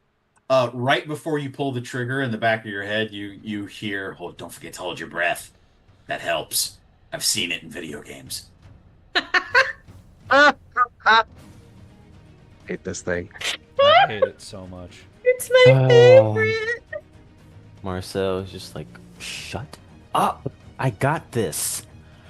And then he takes the shot and obliterates the, I see that I obliterate the putty. Yes, it is. I was going to say, you may describe how that one ceases to exist, Marcel. Alright. After he tells his friend to shut up and he quiets his mind a bit, he just actually takes his advice and takes a nice deep breath, lets it out, and fires one, and it whizzes past on his helmet and just hits the putty right in the head. So Anna, you get like just splattered with gravel. Just Yep. little flecks of rock and pebbles and dirt. Don't worry, it Never washes been- out. Never been more grateful for a visor. Yeah. Alright, and I have a second attack. I will go You do. for the other putty. Yeah. Alright. 16 plus 4 for another dirty 20. Let's go. Well, Well, needless to say, that hits. What damage does it do? It does 2 energy. How does the last putty cease to exist, Marcel? And he's gonna be. Actually, I kind of want to do this where I do 2 fast shots and take them both out. So it's almost kind of like I'm taking them both out at the same time. So Okay. it whizzes. So there'll be 2 shots. One whizzes past Anna's head, the other past Scotty's, and almost simultaneously, because he takes a. Okay, so Marcel's gonna take a deep breath, and then just pop out, just pull the trigger twice really quickly, and then you'll just kind of see slow motion both of the shots whizzing past both their helmets, and then hitting both of the putties, and both of their heads just explode at the same time. The only thing you hear, Marcel, is double kill. I'll give you that one. Wait a And, second. Deacon heard a voice in his head last session. Oh no. And with that, we are out of combat. I'm Cam. I'm going to stop sharing the. Yep. You're good. You're good. Um, Frame. I can cease the combat music. For a moment, For now. you for guys. now. For a moment, you guys can all catch your breath as the large group of putties have been defeated. Mighty Minotaur has been felled. You guys wait for a few moments. No sound of stirring from within the command center. Doesn't appear to be any more monsters, creatures, or putties coming out. Nice. Can Stevie do an alertness check? Can you hear? Yes, yeah, I can hear you. Okay. Something weird happened with my audio, and so I'm just making sure. Sure. She's gonna do an alertness check because, you know, that gopher hole is really bothering her. Yeah, sure. Give me an alertness check, Reese. Stevie? Sorry. I try to call you all by your character names. While that's happening, Deacon, is there any fire still happening? No, just that one area, and it's what was in that area is dead, but it's died down now. 13. Okay. 13. You don't see any sign of Dremel. You do note Stevie just walking around after the encounter. You do kind of note, for anybody who's seen this in real life, there's like tracks. There's like large mole tracks where it definitely appears that Dremel has been here before, but Is not currently. is not currently. Okay. I mean, basically, she's gonna start making her way over to where everyone else is in the front of the command center, and it's like, "Come on, Donnie, we gotta move." You know, one day you're going to get my name right again, and it's going to shock me again. What are you Scott, talking about? I always get your name right. Scotty offers Anna a fist bump. He's like, nice job out there. You handled yourself pretty well. And he'll look at Marcel and very slowly, like, extend a hand. Nice shooting. He'll extend the hand back and just kind of like, thanks. Shake his hand real quick and then just kind Very, of. very almost a formal handshake. Just pleasure business. Nice working with you. Yep. Anna's definitely returning that fist bump, but Yeah. then she is looking at like both Scotty and like in their general Scotty's direction, going, "His name is Deacon, right?" It's Like- it's Deacon. It's Deacon. Okay, just thanks. Deacon, you good? He's already at the door of the command center. Zhong. No. No rest for the weary. If you guys are heading into the command center, I feel like that is a good moment for us just to take a quick little 5-10 minute break. Perfect. Just to, I need a refill so bad. yeah, get some drinks, some Audio snacks, whatever break. we need, and just take a quick little break. Ladies and gentlemen, we'll be right back. Stay with us, and thank you for watching. We're clear.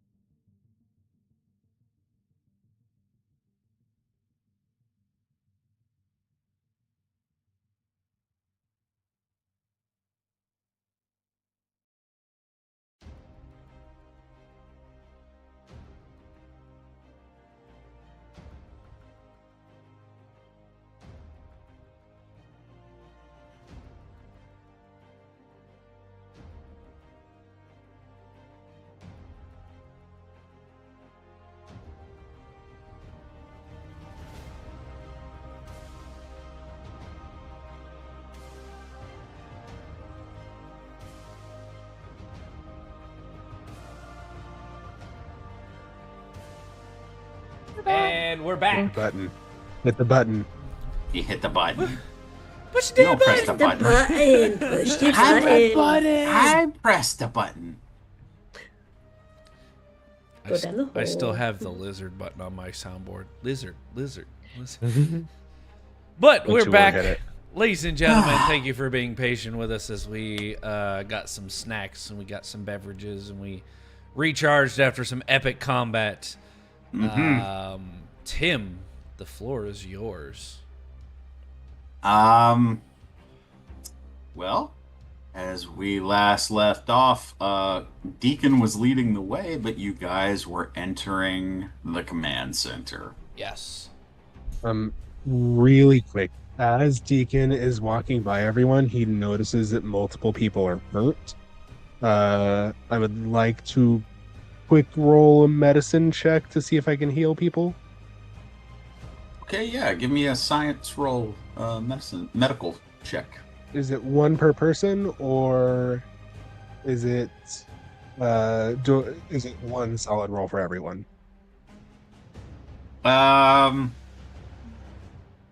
Yeah, one for each person that needs healing. Right. Let me.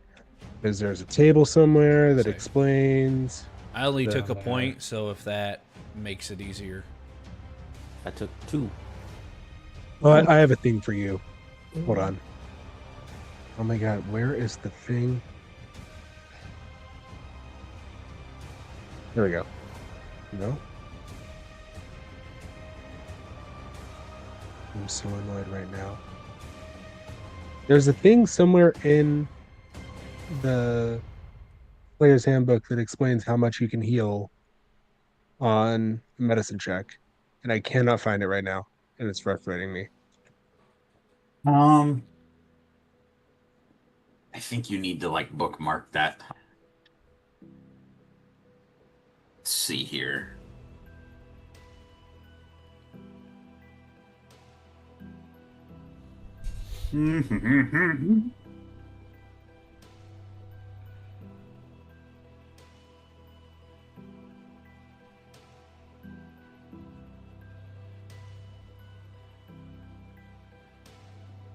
$73 me.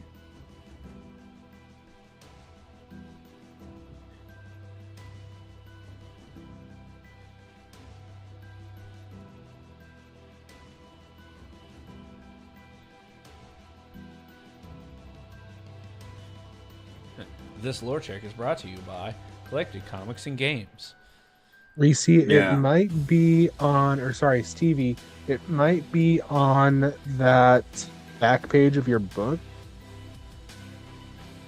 your journal book, Oh, the one that I got you. since you guys are cooler than me. Contingency, defend, lend assistance, non-combat skills. Print. It does not. Oh, hold on. As a standard action, you may make a science skill check to heal damage. Zero heal. Oh, that's with the story points. Yep. Darn. Okay, in that case, I'll just use the med kit. Yeah. And it's gonna be 3 uses. Deacon's gonna heal himself. He's gonna heal Marcel. He's actually gonna heal Marcel. Then he's gonna heal Scotty in this order. As he's wrapping up Scotty, he maybe wraps a bandage just a little too tight. There's a little bit of something there. And then he heals himself up. So everybody is back at full. Sorry for that extended lore check, just for some passive aggression. No problem. You all proceed into the main chamber of the command center. For 4 of you, this is a bit of a memory lane check, and what you see is pretty much what most of what you remember in that encounter when the villains banded together and attacked the command center. in force. So- You still do see some. You see a few piles of like fine rock, kind of almost like dirt splatters in places. You see the two of the pylons that kind of framed the main command center area where they both have been tipped over. One's kind of like busted in half and kind of bent off to the side, smashed over like some generators. The other one is just completely like knocked over. The whole cylinder has been knocked over and it's laying flat on the ground off to the side. You see the tube that traditionally would house an interdimensional being.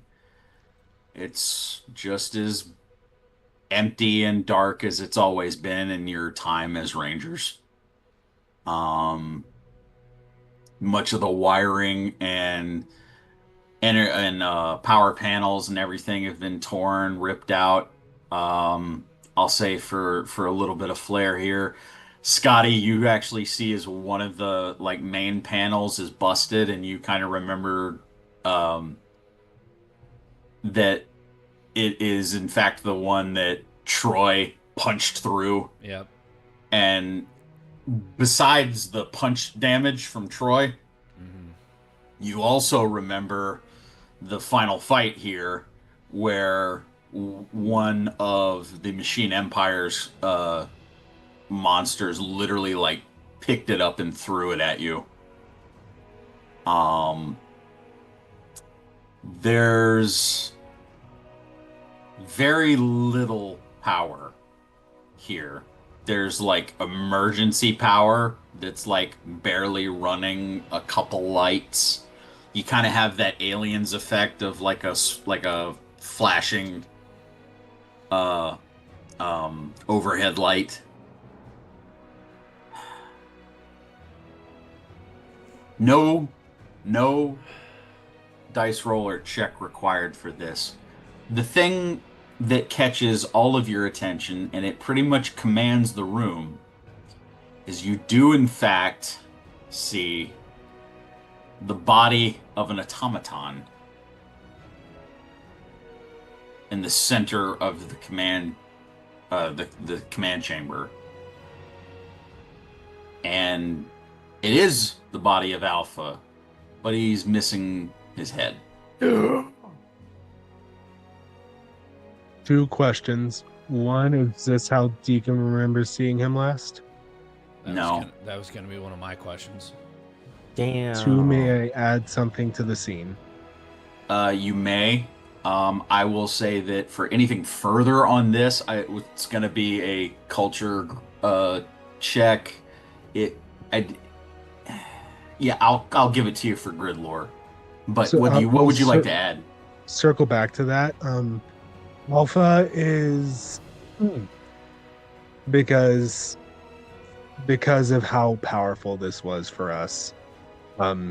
This is glued in their minds. And the first thing that Deacon notices is Alpha has been shifted from where he last remembered him to leaning against a wall. And on the wall, in an art form that four of us are very familiar with of spray paint, this mural portraying the 6 Mighty Morphin from the original team, all with their hands towards Alpha. And for those who don't know, the mural is in the artwork style of Sky. Yep.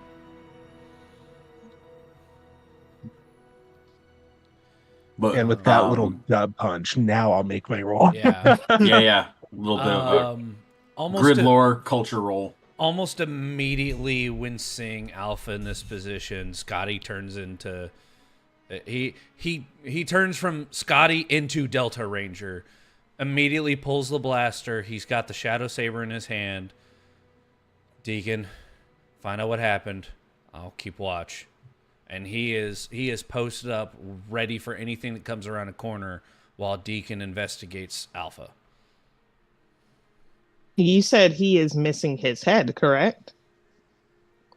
Just seeing how Alpha has been positioned, the automaton that would be Alpha has no head. It is missing.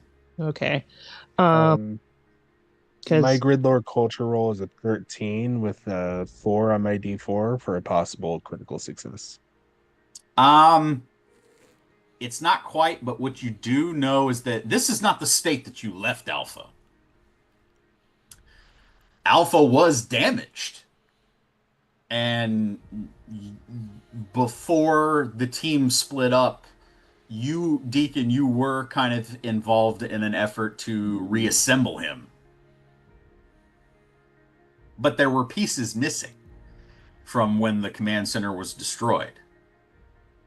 Somebody has reassembled him with all but the head.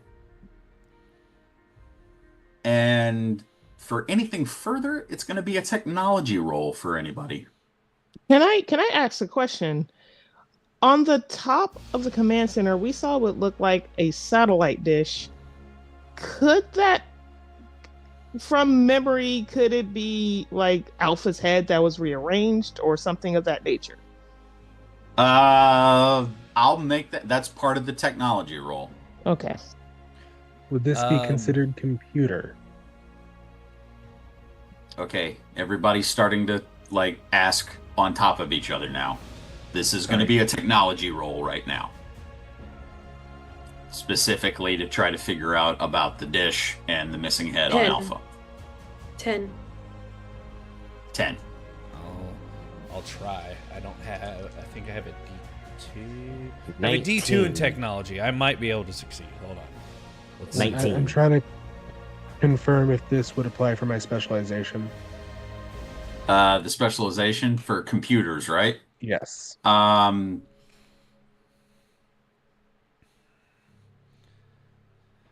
I'll give it to you. Okay. 18 technology. 18, 19, 10, 14. 14, Not great. 10. 10. Marcel and Scotty. Very unlikely that the dish that the satellite dish that's sitting on top of the command center, no, there's no way that it could have been assembled from parts of Alpha. What you do find out, the two of you, is that not only is the head missing, but the memory matrix, the vocabulator, any of the innards of Alpha is missing. They hollowed him out. So we're just looking at basically a shell. Yes. Okay. I will say the main matrix and electronics that make Alpha Alpha have been removed. Yeah. The brain and the heart are missing, along with the head. Yes.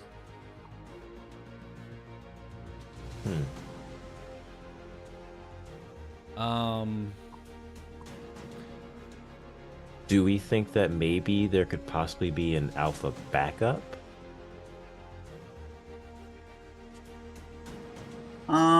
Good question. That would be...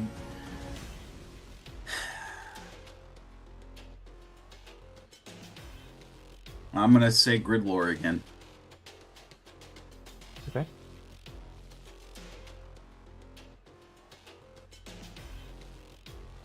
I wasted all my good rolls in combat. I don't think they were wasted. You literally took down a platoon of putties. Yeah. And a Minotaur. I have a. And the Minotaur. I don't think that's gonna do too much. That's a 7. No. I have a question. Can I roll an alertness to see if I can find any tracks of direction that that whoever assembled this Alpha came and or went into?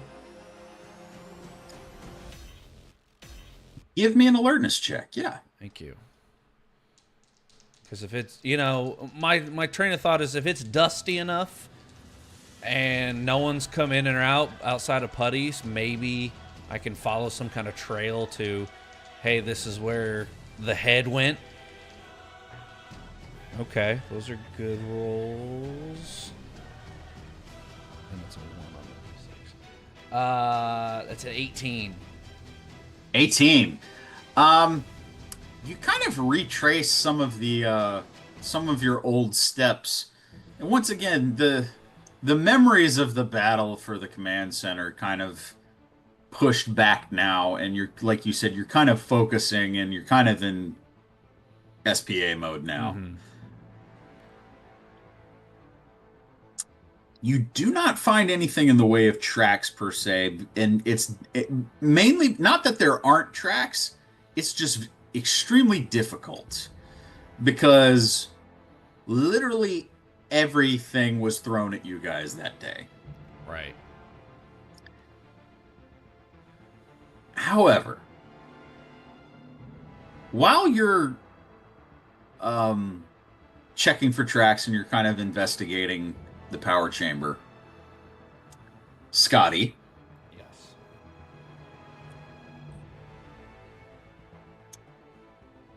would you please give me, I'm going to say, an athletics roll, please. Okay. Ooh. I'm pretty good at these, so let's see how we roll. Unless I roll that. Famous last words.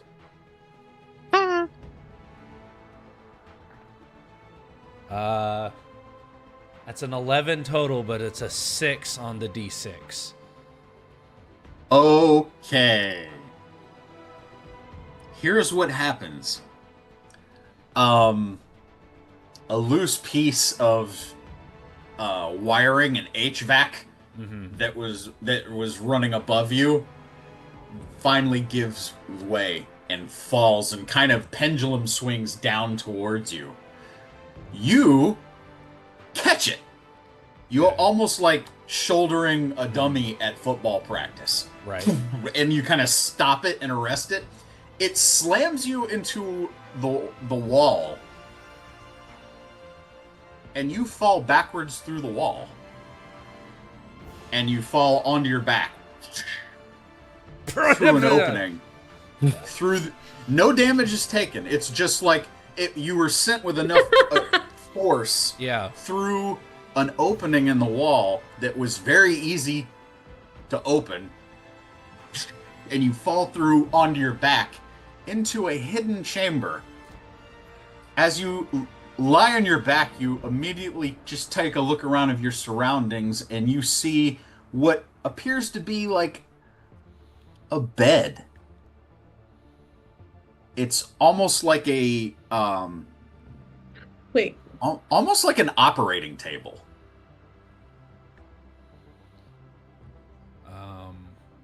Immediately pops to his feet, almost goes for the blaster, but he's like, no, and he just kind of like dusts himself off, and he'll give a good look around this room to see what he just got knocked into. The lighting is very poor. I think we are. So Guys, I found a room, question mark? For probably about 2 years, this command center was basically Deacon's second home. He's never seen this room. None of you have ever seen this room. Oh, Cool. Ooh. He reaches into the pack and gonna try to pull out 5 flashlights. Yeah. Cool. Just passes them out. Okay. Scotty's hand Each of you. reaches through the hole in the wall. Thank you.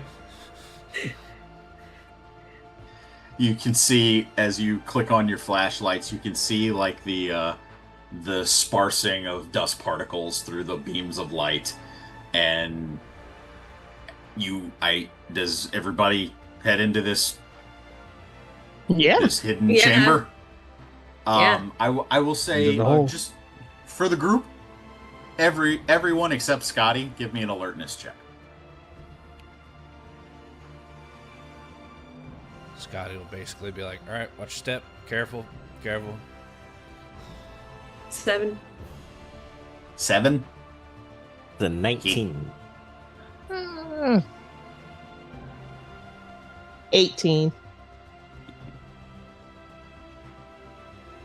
For me, it is also going to be a 19, but if that is Nice. a success, it is a critical success. Let's go. Okay. Marcel and Stevie, what you see is this busted panel that Scotty has been bumped through and fallen through. It is a structural barricade. It is not meant as a doorway or anything. This appears to have been some secured location in the command center that none of you have ever seen or been inside before. As the two of you kind of walk in following Scotty, and you kind of flashing your flashlights around, you get that there's a lot of power lines leading out of this chamber into the main section of the command center.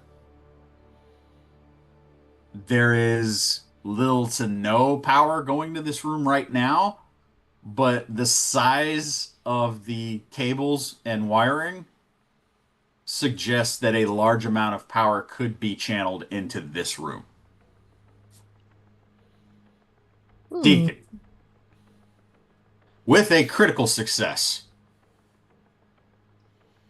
your mind goes to a moment that happened in the show where the original Mighty Morphin Power Rangers were in need of help, and Zordon and Alpha created a new Ranger.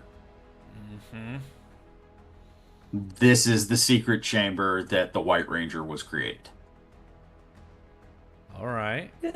I All right. He's, Ranger. Knowing Go. this, he's gonna look over to Anna, and does Anna still have Saba out?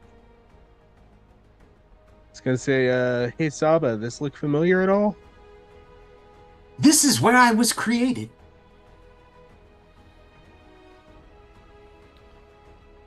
Yep, that's what I thought. I'm not used You to see, the as, sword talking yet.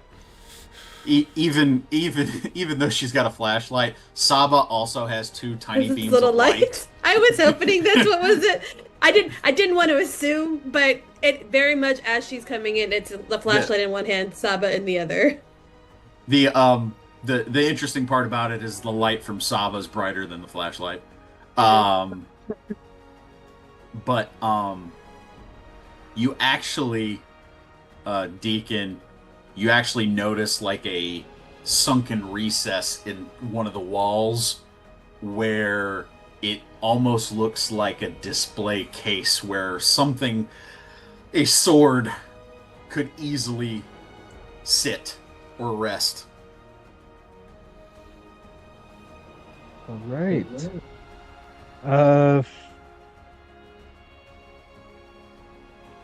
And this has been completely undisturbed. There's no signs of disturbance in here. I'm going to say,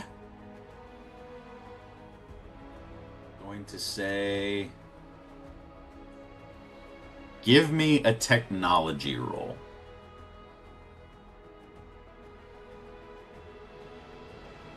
Nothing. I doubt that my D4 is gonna save it. But we'll try anyway. That's cocked. 7. 7? No. I will leave it open to the party for anybody else who wants to try at a technology roll. I'll give it a try. I'm not great at them, but I'll try it. I'll certainly try. I'll say Why not? Anna. Why not? I'll say Anna. You will get an edge on this because of Saba.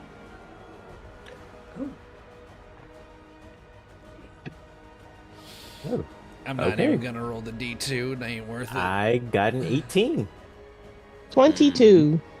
Wow. That's, Anna. Sorry. And I'm rolling. What am I rolling now? Sorry, I'm looking at my sheet and I totally zoned out. My bad, y'all. Technology. Because I'm a technology. Because I have a D4. And so you're rolling it twice and Yep. taking the higher number. Yep. Not the D4, the D20. You're rolling the The D20 twice. D20, yes, 20. just for clarification. Because I heard what you said, and I totally would have tried to roll the D4 twice. I was like, take the higher of the two. I was like, so it's got to be 4. 15. 15. Okay. Marcel and Anna.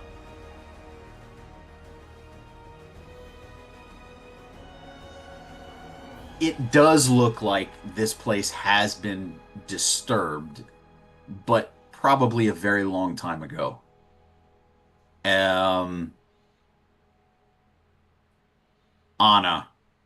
Saba immediately starts filling you in on um upon the creation of the command center, when this was built, in blah blah blah. You kind of giving you the whole, almost like the realtor version of, Mm-hmm. this was built in this year, blah blah blah. It took over a year and a half to construct this, blah blah blah, blah. It is kind of, it's useful information, but it's not exactly what you're trying to figure out. You want more detail. Yeah. Um, Laps table. This baby can create so many new Power Rangers. um, Stevie, there is a console off to the side of this we'll call it an operating table for lack of better terms. There is auxiliary power that is still routed to this console.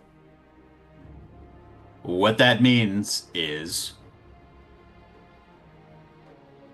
if enough repairs were made, this chamber could still perform its original function. Or this chamber could modify the powers of an existing ranger. Say Okay. what? So she's gonna relay to Deacon. Hey, Deacon. What you got? If we repair this, we can either, you said, make a new ranger?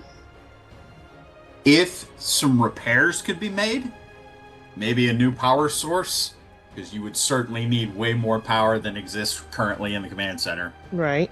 But the chamber itself could still operate as it was originally intended, with enough power. Right now, with the auxiliary power to the console that you're looking at and you're using at the moment, there's enough power to make alterations to existing rangers. Okay. So I'm gonna relay. So this could either be a power source, or it can augment the powers of an existing ranger. But we have to make enough repairs. Marcel's gonna chime in. Do you think you could help me get rid of this thing that's attached to this? The lunar wolf powers? We can Um, certainly try. That would be a So- grid lore. With the knowledge provided by Stevie, and is it primarily Stevie in this moment? Yes, right now it's Stevie. Okay. Yep. So I'm gonna say some stuff, and if I'm overstepping, tell me to back the heck off. So Deacon's gonna go over to the console, kind of look at it, and finally does like the whole math symbols floating around head thing. Um, and total beautiful mind moment. Uh, um, so if I'm understanding this correctly, which I might not be, because I'm going to be honest, about 90% of the Morphin Grid is wee woo magical BS, and we all know how I feel about that. However, it looks like this could give us direct access to the Morphin Grid in a limited capacity. Very limited right now. But it could be enough to, for lack of a better word, give us a bit of a power boost. Not a lot, but maybe optimize? Yeah. I'd say any little bit can help at this point. You're hitting the nail on the head there.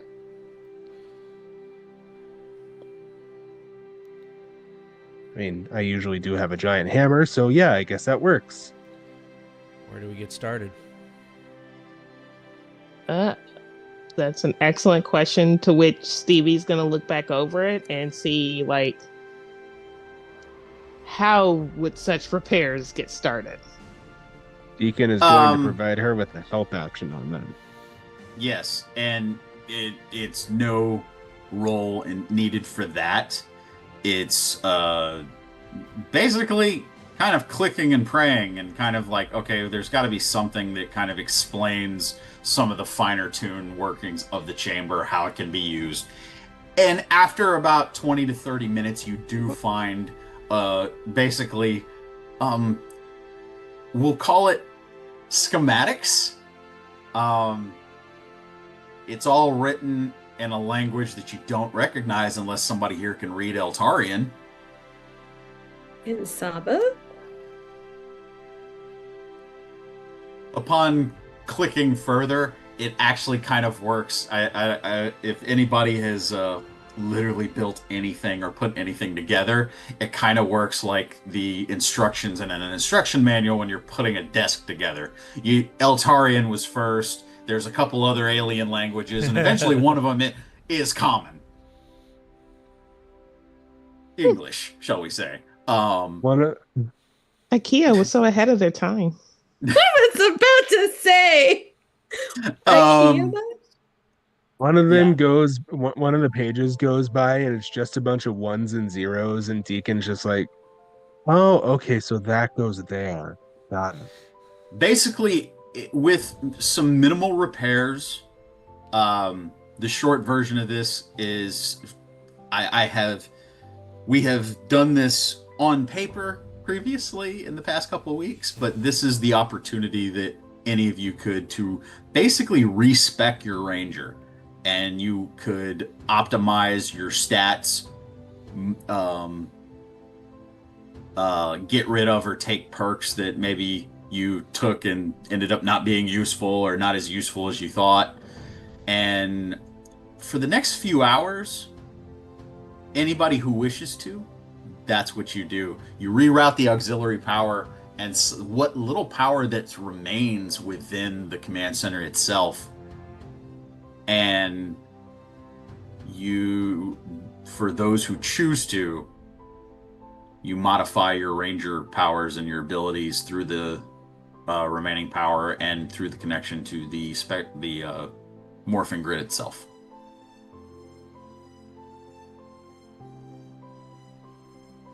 So, I'm wrong thing. Wrong button. At some point in the next hour or so, Deacon probably demorphs because he figures, trying to fiddle with fine things in gloves isn't working for him. So he just takes out he just pops back through the umbrella or the umbrella shield and goes back to his normal form. Mm-hmm. After fiddling with it for a bit, he looks at Stevie and he says, "So just to be clear, I'm about to trust you to rewrite my DNA through a magical power source that none of us really understand." And she's also gonna demorph at that time. As I've understood the grid, it is a very nice combination between technology and magic. And given that we are both quite well suited in both of them, I think we'll be fine. Okay, cool. So if I come out with 3 eyeballs, it's your fault. That would be so cool, though. Hey, I've met some folks with 3 eyeballs. They're not that bad. Think of all the Fair extra point. things you could see. Fair enough. I am going to say, because Deacon is the patient, so to speak, I'm gonna need the 4 of you to roll me a technology roll, please. Technology. Oh no. Yes. Yes, quite right. 14. Deacon, make a death saving throw. No. That's not a mechanic in this rule set, buddy. Here, I know, just that's why take I a said it. big huff of this gas right here, and it'll be all over before you know it. I got Does it 19. smell like skunks? Solid Excellent. 10. 10. Good. 15. Okay. Well, the first thing is, with the collective expertise of the team, the modification to the Pink Ranger goes without a hitch. Nice. Deacon, your Ranger armor, your weapons, your stats have all been successfully respec'd to your liking and to optimize in the your new combat choices. Very similar to what maybe some of you might remember in the show.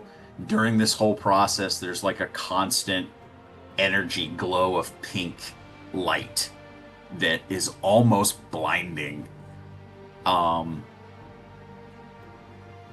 But the Lightspeed Pink Ranger's powers have been modified successfully.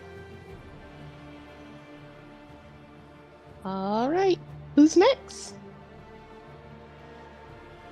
Stevie. As Oh, sorry. Deacon. Go ahead, Oh, Deacon. Yeah. no, sorry.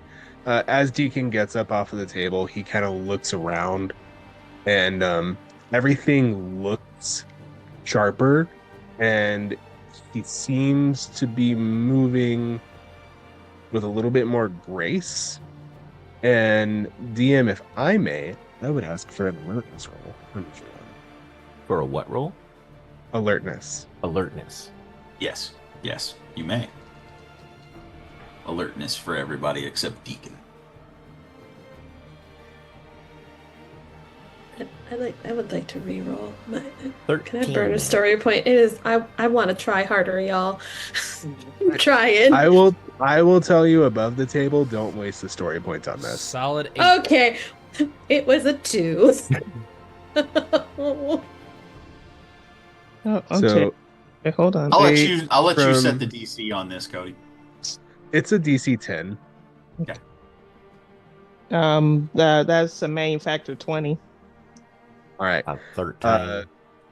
So Stevie notices first, but Deacon's eyes have always been very startlingly blue. However, now around just the outer edge of that blue is now a golden, slightly glowing ring. And then Mhm. Marcel notices it. Hey, bud. You, something up your eye there. Stevie's going to like lean in really close as her eyes get bigger as she gets really, really close. What is that? I don't know, but I can see every pore on your face, and it's not because you switched face washes. I can't tell if that is an insult or you're just making an observation?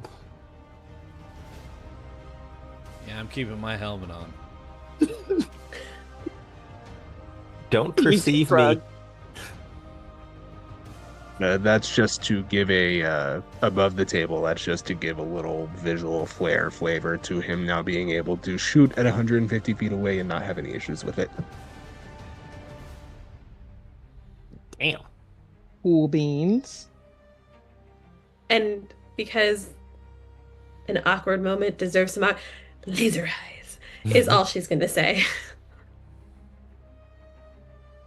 We like laser eyes. You're in good company. Saba's there too. Stevie, Mm-hmm. you rolled extremely high on that technology roll. You absent-mindedly start fiddling with other files on that console, and you find one that is containing security footage from inside the command center. Ooh. We like security footage. Yeah, we're gonna pull that up. Or is there a screen I can put it on? Yeah, basically just the one that you're using. Okay, yeah. So I'm gonna pull that up on the screen. It's like, oh, guys, look, I have videos. What you see is actually an interior footage of this chamber that you're in. Some of the lights are actually on that aren't on currently. There seems to be a little more power going to this room in the footage than what you see right now. Mm-hmm. And through a hidden passageway, not the way that Scotty came in, you see this figure walk into the range of the camera. Oh boy. This person, whoever this is, has very familiar armor on, but it looks different from what you remember. You see armor that is very, very much like the yellow Mighty Morphin Power Ranger, the yellow saber-toothed tiger armor. However, it has clearly been enhanced. It is bulkier. It is clearly been reinforced, and there's a very large, like almost where a pauldron might be on the left shoulder. It's almost the size of a small shield with the saber-toothed tiger coin emblem on the side of it. And you see as this figure kind of slowly lumbers into frame of the camera, and you do have some audio. It's very distorted, and even the video kind of flickers, but it's a continual loop. It's a continual running loop, and this armored figure lumbers into frame and accesses the terminal that you're on now, and you just see typing for several minutes.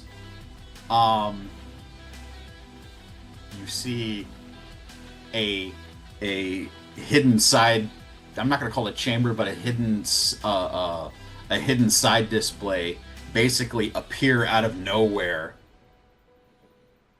Very similar to the case that Saba would fit in. As it comes up into view, there is no blade inside of it. You see is this hulking figure. You see a fist kind of hits the console. Feverish typing again, a little more faster.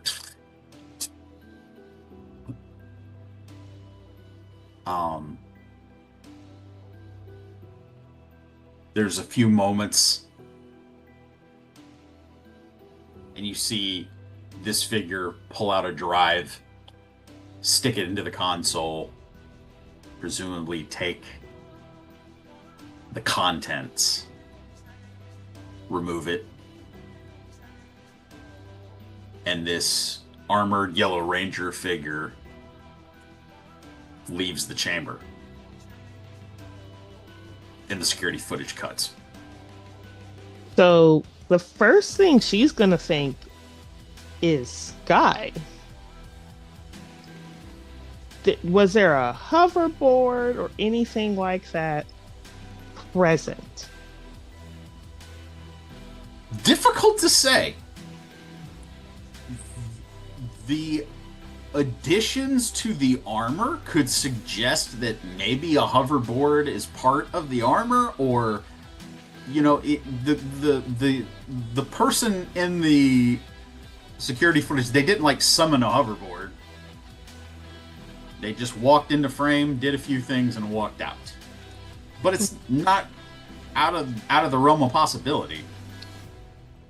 I was gonna ask, would it be out of same kind of vibe? Would it be out of the realm of possibility for this person to have the same build as Sky, or would it be knowing our friend and knowing this person? Is it like, nah, this guy's too tall, he's too wide, he's about the same height? Just looking at the physical description of him, does he match our friend's build? Yeah, it's going to be my question too.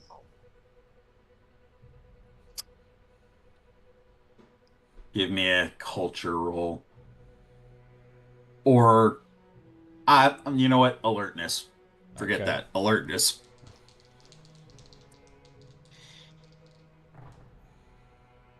All right.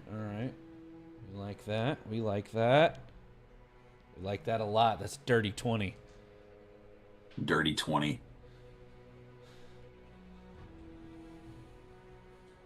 The build is comparable. Okay.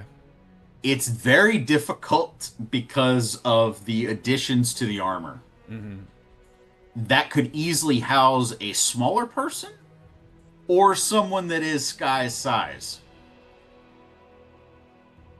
But it's comparable. Okay. So it's possible. It's not for certain, but it's possible. Got it. Yes. Okay. Hey, Sabor? I think she's talking to the sword. Yeah, Are you talking to me? Still not yeah, used to it talking. that's weird. So, It grows on you. Oh boy. So who took you from that case? How long ago were you last in it?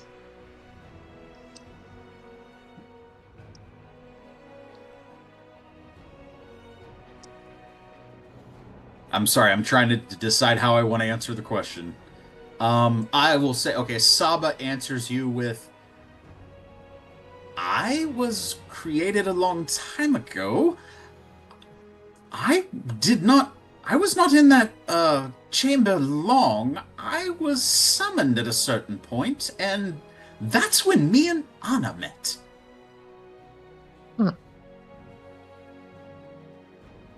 To be perfectly honest, maybe it's more accurate to say that I chose Anna. what And did you guys meet? Would you say Sorry. that she is worthy? Yes, of course. wonderful. Are there others like you? Like something else that could be in that case? Or Oh, I am one of a kind, man. I didn't mean Mean to. to offend you. Saw that coming.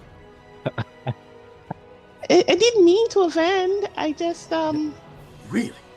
Why are you British? I don't know. Talk to Saban.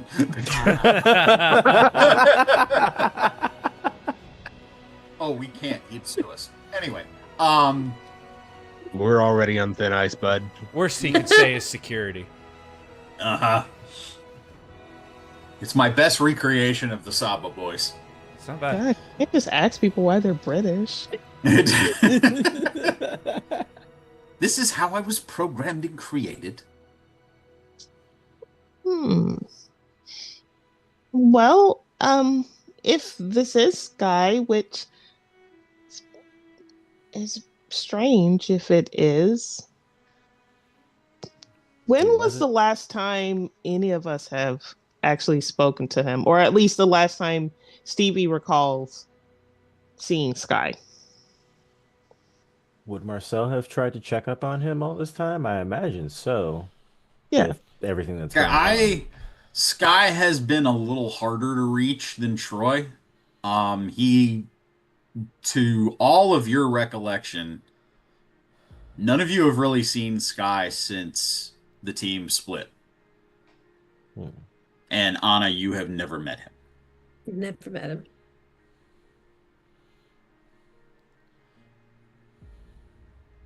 Hmm. So, Stevie, after seeing this footage, do you guys think that that's him? I mean, kind of has to be, doesn't it? He wasn't shouting buzzworthy, so I don't know. If it was him, he finally took my advice on the gym. Homie's huge. Yeah, he got jacked. Yeah. He's bigger than me when I played my sophomore year. Kind of worried. I mean, like making all these modifications, looking for the sword, and Hold on a sec, guys. He clearly looked upset because whatever's supposed to be in the glass case, I'm assuming you, Saba, whatever's in that glass case wasn't there. right. He then downloaded whatever's on this computer and then bolted. Ooh, is it possible to see what he downloaded? That's a good question. It is. Excellent. Technology roll. Cool. I was And the gonna, Bolt action. And the DC is high. Yes, you may help. All You right. get an extra edge. I was gonna say Because it is computers. It's, This is So all I'm rolling a computers. three d20. Yes. Oh my god! 3? Yes. Yeah. It I wouldn't. took one of the best backgrounds, okay? I see. It wouldn't be unheard of to say maybe this guy's the one that took the morphers.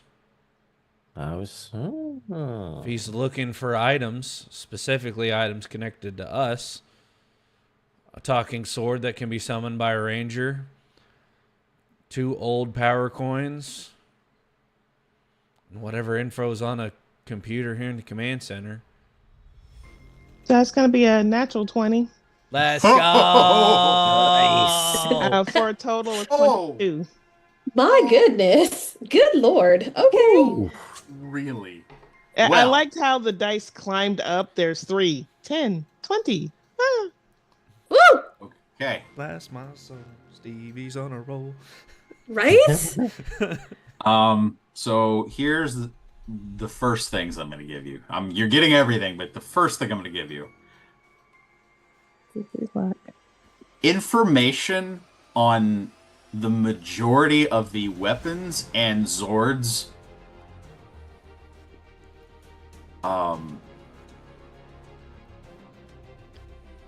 compendium basically throughout the different ranger power sets. It is information on almost all of the weapons and Zords that were created through the morphing grid. Oh. Oh, Oh, wow. That's a lot of information. That's a lot of information. that's Terabytes. Yes. Or whatever the alien equivalent of terabytes is. They still use terabytes. The next thing. Profile information on existing Power Rangers. Oh. Double O. Um, It can either be really good or really bad. Scotty, only you may make this roll. Okay. I'm going to ask you to give me a grid lore check. I'm sorry, I keep telling you to do that. I think in this case it's going to be alertness again. Okay. Alertness we go. Come on, baby. No whammies, no whammies, no whammies, no whammies. Same on the die. I rolled the same on both die. Let's see what the D6 has to say. Roll that. 15. Okay. You do notice as Stevie is clicking through what it's some of the information that's been downloaded, you notice familiar dossier info, and that whoever this was, they took information on the psychos as well. Oh. Crap. Stevie, we are not done. Okay. We believe in you. The last thing, medical records. Medical records? Yes. Holy HIPAA violations, Batman. On It is all it is an unmarked folder that you have not clicked on to open yet. Simply the title on the file just says medical record. Click I was gonna say, don't leave us hanging, Stevie. Click it. No, she's gonna Is it- click that because she's, Is it Marcel or Marcel's friend who is saying that? Yes. Yes. Fair. That's fair. That's fair. That's fair. yeah, Okay. she's gonna The only click thing over- Marcel hears is, you gotta get your hands on that info. We need it. Wait, I want why it. Why do we need it? We need it. Why? we. It's valuable. We need it. Also, who's we? You mean like Marcel, royal buddy, you're we? talking to yourself again. No, there's you. You don't understand, okay? Just okay. Oh, is this a Hey. fake? It's just okay. Marcel, I'm sorry. That's so good. We'll handle Marcel in a second. Stevie, what'd you find? She clicks onto the medical records.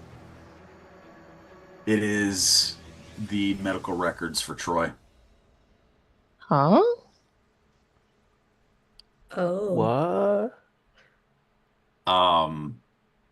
As I'm giving an explanation, Deacon, if you wouldn't mind giving me one last medical roll. I'm really Science. afraid of this. Science medical. Stevie, this is a complete readout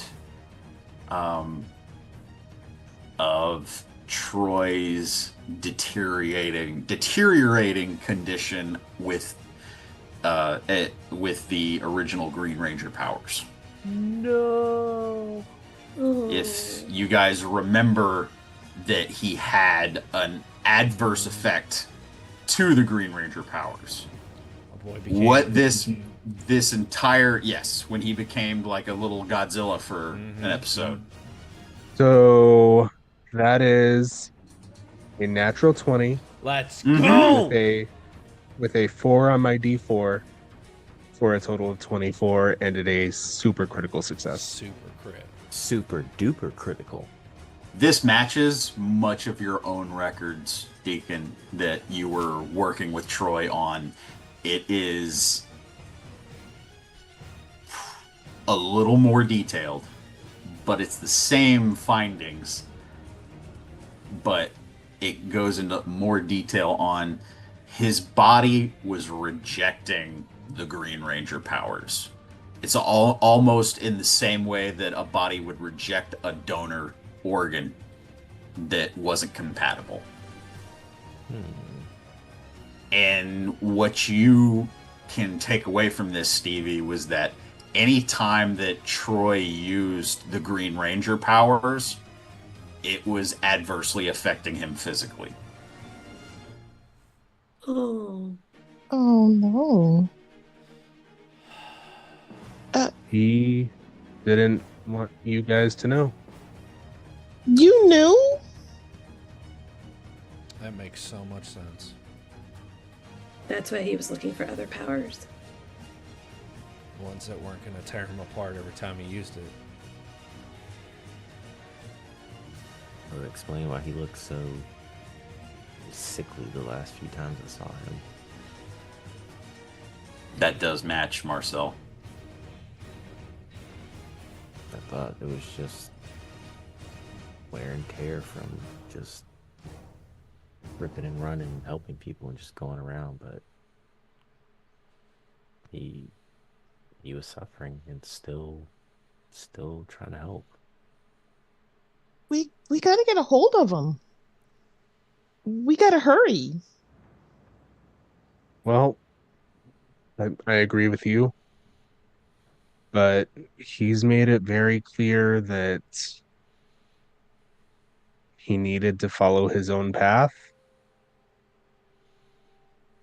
But we do need to get a hold of him for multiple reasons now.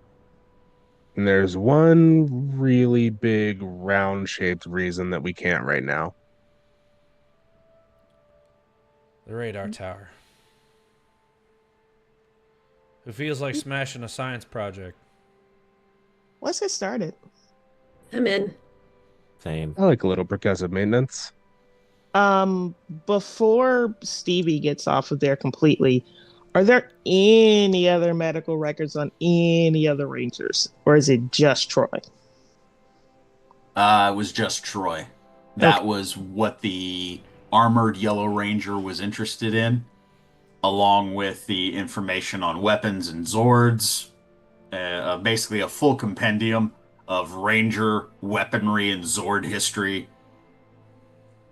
as well as the profiles on a lot of former Rangers. Or current ones. And she wouldn't have that. She wouldn't be able to perceive. Don't chew on that. She wouldn't be able to perceive the information about the Psycho Rangers, would she?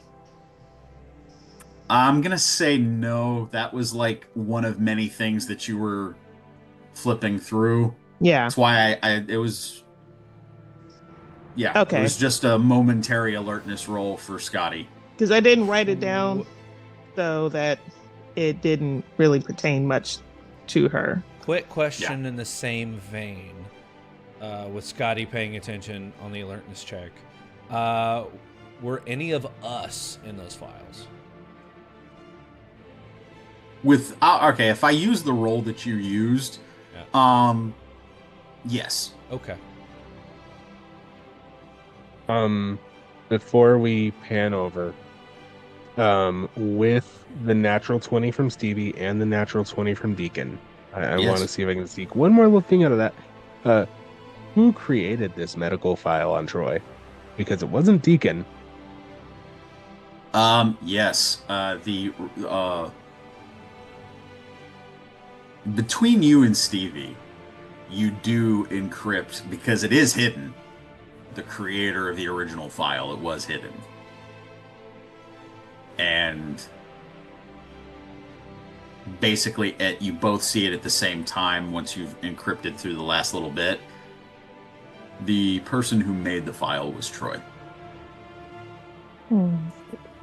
Is there a date for the last access before possibly Sky accessed it? The file was last accessed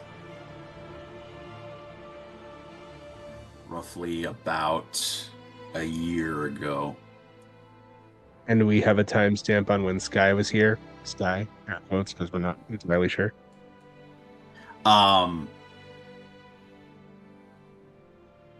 Would take you some time, but back referencing the footage that you have, you do get the time to line up that this armored Yellow Ranger was the last person to access these files. And it was roughly about a year ago. I don't like that. Neither do I. Not good.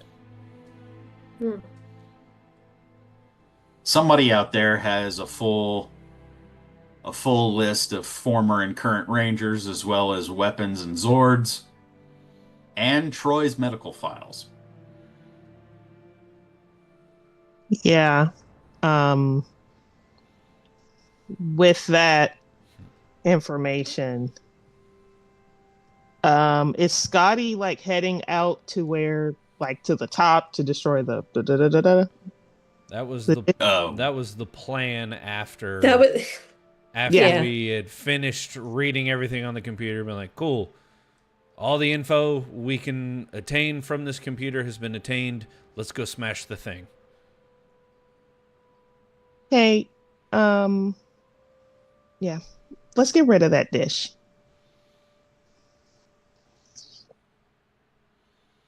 And she starts walking out to where they can access the roof access. Anna's gonna follow. I also realized she's like not fully morphed down, but partially morphed into just more like that warm up suit that's underneath, keeping her hand just in case, because you never know what could be around a corner, but following closely behind Stevie. Also, Stevie's gonna have her blaster out just in case something to walk around the corner. Scotty's locked and loaded. He's got the Delta Blaster in the left hand and the Shadow Saber in the right. Marcel's ready to go. Lunar Lance locked and loaded. Okay, so we're going to the roof. Mm-hmm. Okay. The roof. The roof. The roof It's is not on fire. On fire. No, not. You know, water. I was let just the- saying, I hope it's not on fire. I'm about to say It's I about hope to it's be. not on Deacon will be fire. real upset. Guys. The team makes their way, and by the way, once again, you cannot get anywhere in the command center in a timely manner. It's just demolished, and you're trying to get over debris and rubble and busted paneling and all of this. It takes you a while, but you do finally get up to the roof. And what you see is, in fact, yes, it looks like it is in the shape of a satellite dish, but there appears to be added technological advancements to it. Would everybody, give me a technology roll? Sure. And computers will not work for this one. I got That's fine. 7.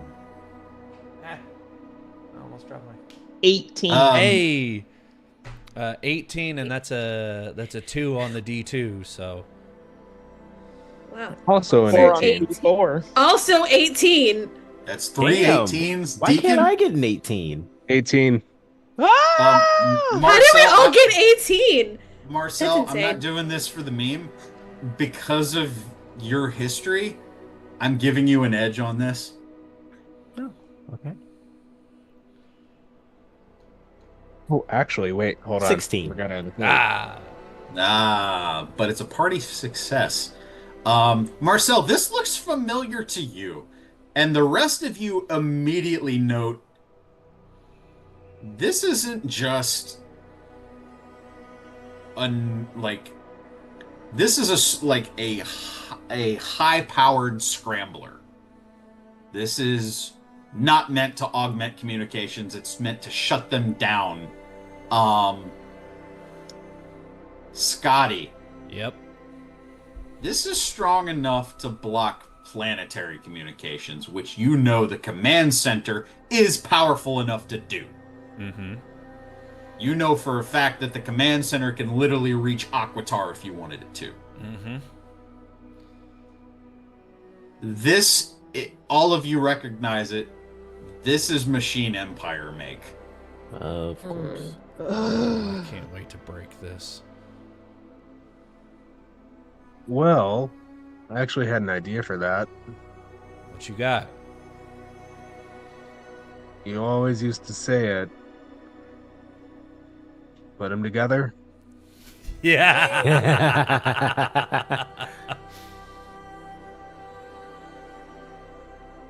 This is Yeah. gonna look interesting. This is gonna be different.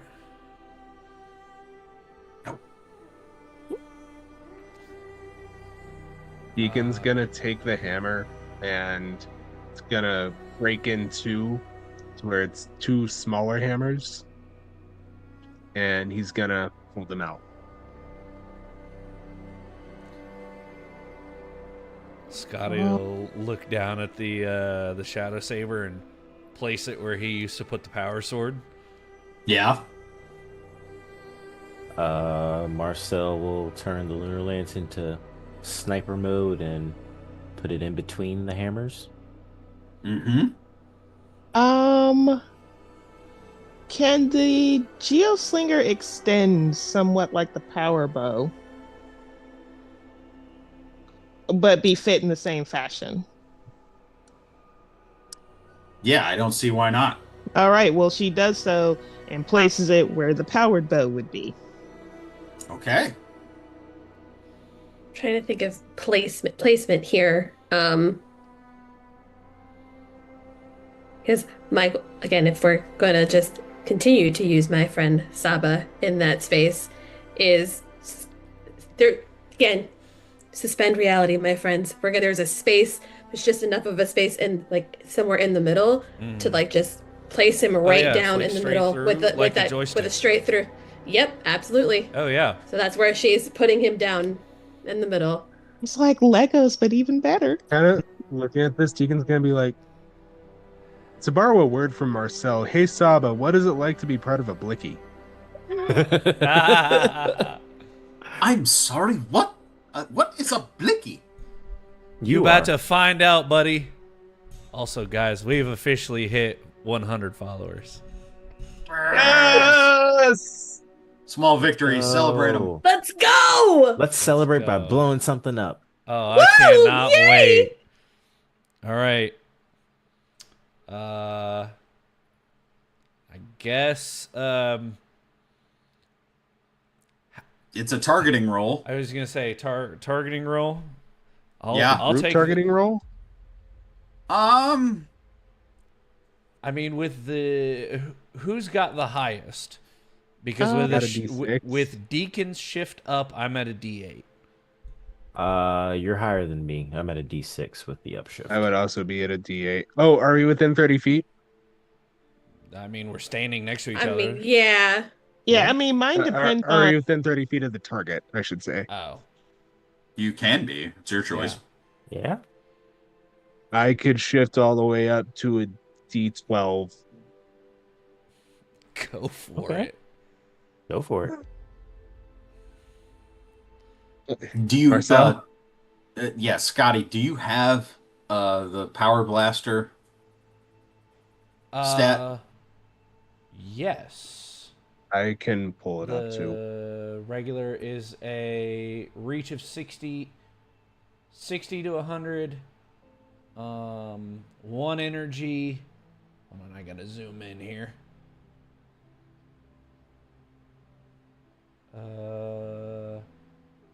Sharp, silent, energy. Yeah, that's.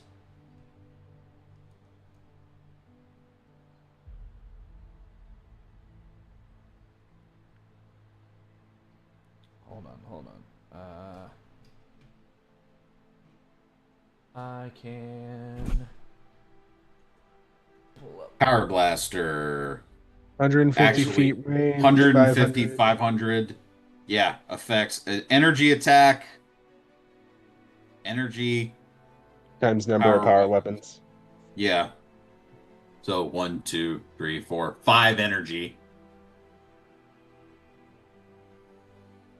Okay. Roll me. Whoever is going to do it, roll me that targeting roll. What page is the shift rolls on?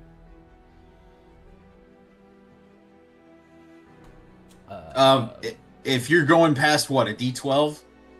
Yeah. Yeah. It's 2D8. I could possibly be going further than that, is why I'm asking. Okay. Go beyond. Plus ultra. I picked that back up, and I'm almost through season 6. Nice. Zoom out.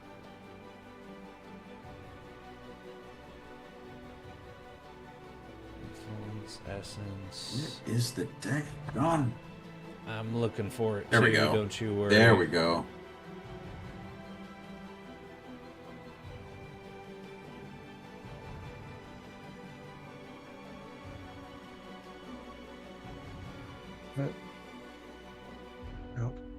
backgrounds. There we go. Found it.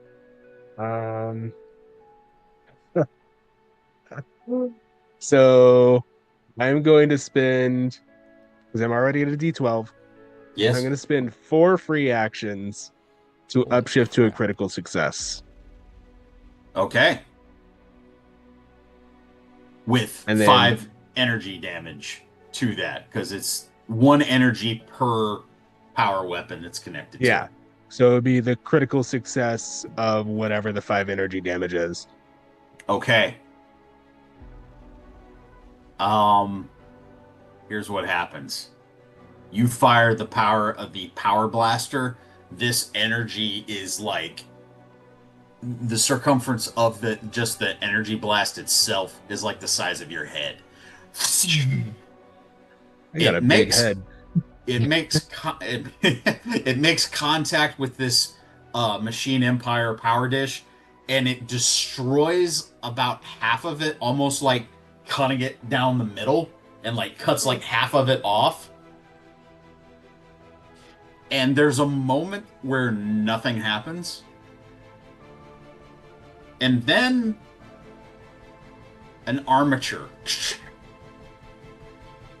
comes out of the side that's not destroyed and displays a full-blown screen. On the screen is a mechanical monarch. Oh crap. And it is a live feed. Peasant Rangers have the gall to destroy one of my precious creations. The gall and the audacity. You mess with our home. Immediately turns into the Power Ranger. We're gonna mess with more than that, King Mondo.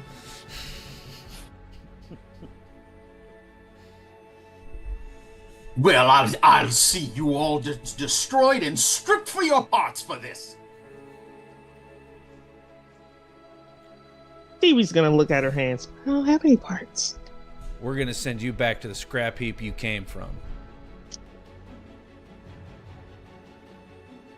How is this thing still functioning? We broke it in half. Deacon's ignoring the screen. He's just trying to figure out how it's still working. As you're like trying to like move to the side to figure it out, the screen annoyingly kind of like moves over into your purview. Like, Excuse me, I'm talking. Scotty, can we just blast it again? Yes, we can.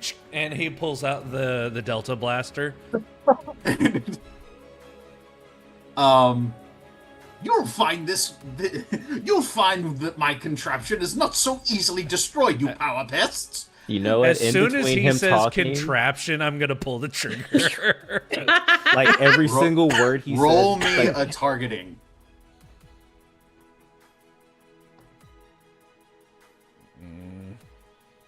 It's not very good. 11. Wait, I was rolling too. I got a 15. Okay. Oh, more than one can do it? Well, Scotty missed.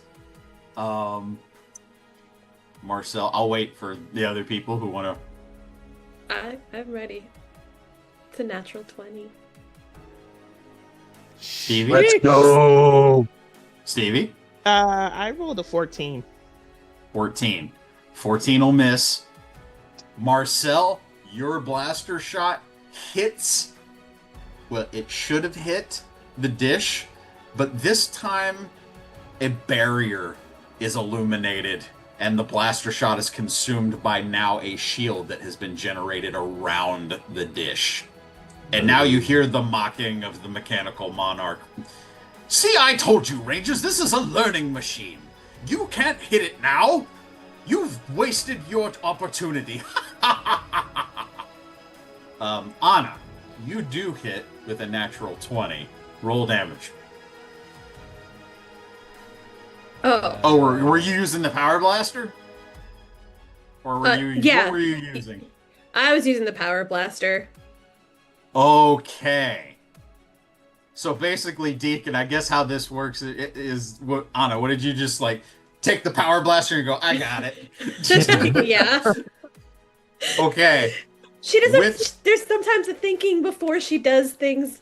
doesn't really work in her favor, but it could work now. With that,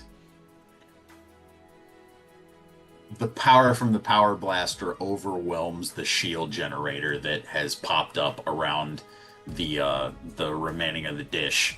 And you also, just before this overwhelms the shield, you all note that the scrambler dish was starting to repair itself. Yeesh. But No. Anna's shot with the power blaster overwhelms the energy of the shield. When the shield fails, the blast hits the base of the scrambler dish and it obliterates it, and it's just a column of fire and smoke. The roof is The on roof is fire. on fire. Basically, and at the last bit, the animatronic arm holding up the screen. You Rangers have not heard the laughter. As the thing melts. Sorry, Boy, guys. Rage blackout. But it worked. That Nice. was Nice shot. awesome. He's gonna be so mad later. Nice job. Very nice job. You guys too?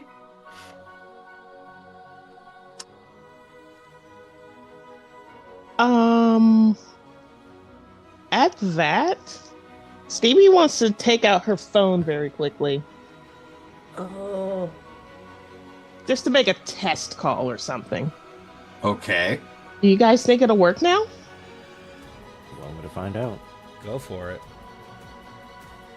And she's gonna call, get on her phone. She's gonna call Terry. Oh.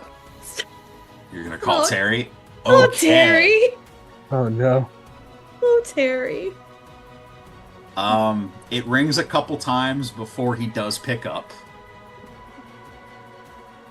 And Stevie? Hello, is this Terry speaking? Yes, yeah, it's Terry. Stevie, I've been trying to call you for days. Oh. Oh, well, I'm very happy we were able to reach you here at the Cortez Family Farm and Produce. From our records, I see that you have you've ordered an avocado recently. There's like an awkward silence. Stevie, do you not know what's happening? I am aware to a degree, but we were just waiting to see how your order was going and things in general, because we do certainly care here at the Cortez Family Farm. Is Terry on speaker? Please tell me. No. Well, is he? Stevie, is he? Poor long-suffering Terry. No, you only hear her side of the conversation. Okay. Stevie, you hear... Stevie, I don't have time for this. You need to come back home. You need to come back to Reefside. With that, she's just, why? Listen, you told me that you're a Power Ranger. Right? Oh, well, yeah. Okay, well, there's like huge dinosaurs running rampant in Reefside. There's like a big T-Rex thing, and it's destroying everything. It's attacking people. Now might be a good time to show up and be a superhero. My gosh, the worst case scenario is coming true. Okay, where are you? I am currently in the professor's office. I have locked it from the inside, and I'm using his computer. Oh. Professor Mercer Uh-huh. is conducting experiments. He has another lab. It's on an island off the coast of California. Oh, well, that certainly narrows it down. Yeah. quick. don't have the current location of it. I don't have the coordinates. But if I can copy his files, we can go through this stuff, and maybe we can prove that what's going on right now is him. All right, but I have a very important question. How is the avocado that I gave you? Why do you keep bringing up avocados? Because just in case. How is it? Where is it? Do you still have it? Of Stevie. the table, Tim. I don't think she's talking about avocados. She's talking about the green thing. Over the table, he rolled a 3. Jesus. Out loud, Terry. The very important item that I gave you before I had to leave. Oh, the gem? Yeah, I've still got the. Well, We're all doing yes, I still have the gem. Okay. Okay. Well, I am going to. Maybe there's a meeting having this point. conversation while I've broken into his office, it's really not the best time. But let's meet in the middle. Dinosaurs are running loose. We need Power Ranger help. Got it. And we will certainly deliver. Okay? All right. I gotta go. And you gotta go. Get out of there. Get somewhere safe. Okay, bye. Bye. Licks. Hey guys. Something wrong with the avocado? Okay, so like one of my dreams has come true, but in the worst way possible. There are dinosaurs roaming around Reefside, and we gotta go. I'm sorry. What? Say that one more time. I think you said words, but I don't think they mean what you think they mean. I swear she said dinosaur. There are dinosaurs. Specifically, Terry mentioned a Tyrannosaurus. And it's attacking people. And we need to, handle that. Like Wait. The last time I saw a Tyrannosaurus, it was made of metal, and that one was piloting it. okay, yes, but this one specifically, he said it was attacking people, so I kind of doubt that, it's friendly. Man, why is it when dinosaurs have to attack, they can't be the friendly ones? This Okay. definitely sounded like the type of dinosaurs that science teachers roundhouse kick. Yeah. Yeah. So they are kickable dinosaurs, is what you're saying. Deacon, don't you need to make a call like right now? Yeah, I do, but people are in danger, and that's kind of the whole shit. Yeah, well, you're gonna be in danger if you don't make that call right now. Oh my gosh, we just got home and already. As Scotty is slowly pulling out his SPA morpher, seeing how many missed calls he has. The morpher, and he pulls off the little light speed part, and he puts it to his ear like a Bluetooth speaker. Yerman to Grayson. Come in, Grayson. Captain, can you hear me? You do hear a voice. It sounds like Grayson, but it is interrupted with the cracking of lightning and thunder. As you see a green lightning bolt hit the ground in front of the command center, very close to where the Minotaur fell. And you all kind of go to the edge of the roof and look down, and you see a angled blade with a green light shining off of the back of the blade. And it is charged with magic and like green electricity as it shoots into the deceased body of the Minotaur. As you see the Minotaur, $5 says he's about to get really tall. exactly. As you see the recently fallen Minotaur grows to an enormous size. kind of kaiju level. Yay. Through the crackling of the thunder and the magic that has gone on, you actually hear a younger sounding, higher pitched voice of goes, I think it's about time to finish the Rangers.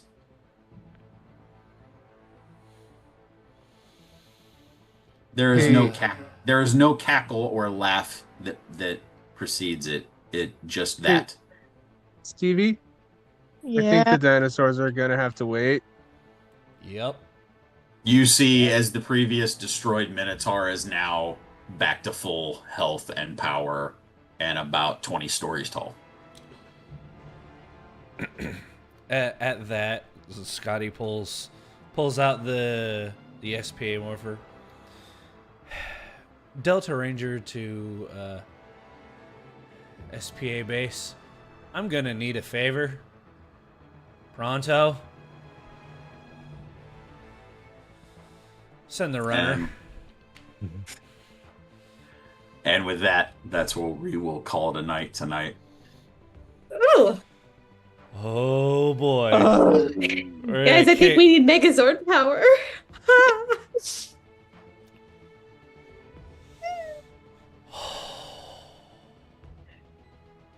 God, it feels good to be back. Ladies and gentlemen, thank you for watching. Thank you for joining us. Thank you for being patient while we were on a brief hiatus. But we will be back next week. Same bat time, same bat channel to fight a large Minotaur and summon some Zords. So thank you for watching. Thank you for listening. We'll see you guys next week. Thank you for stopping curbside.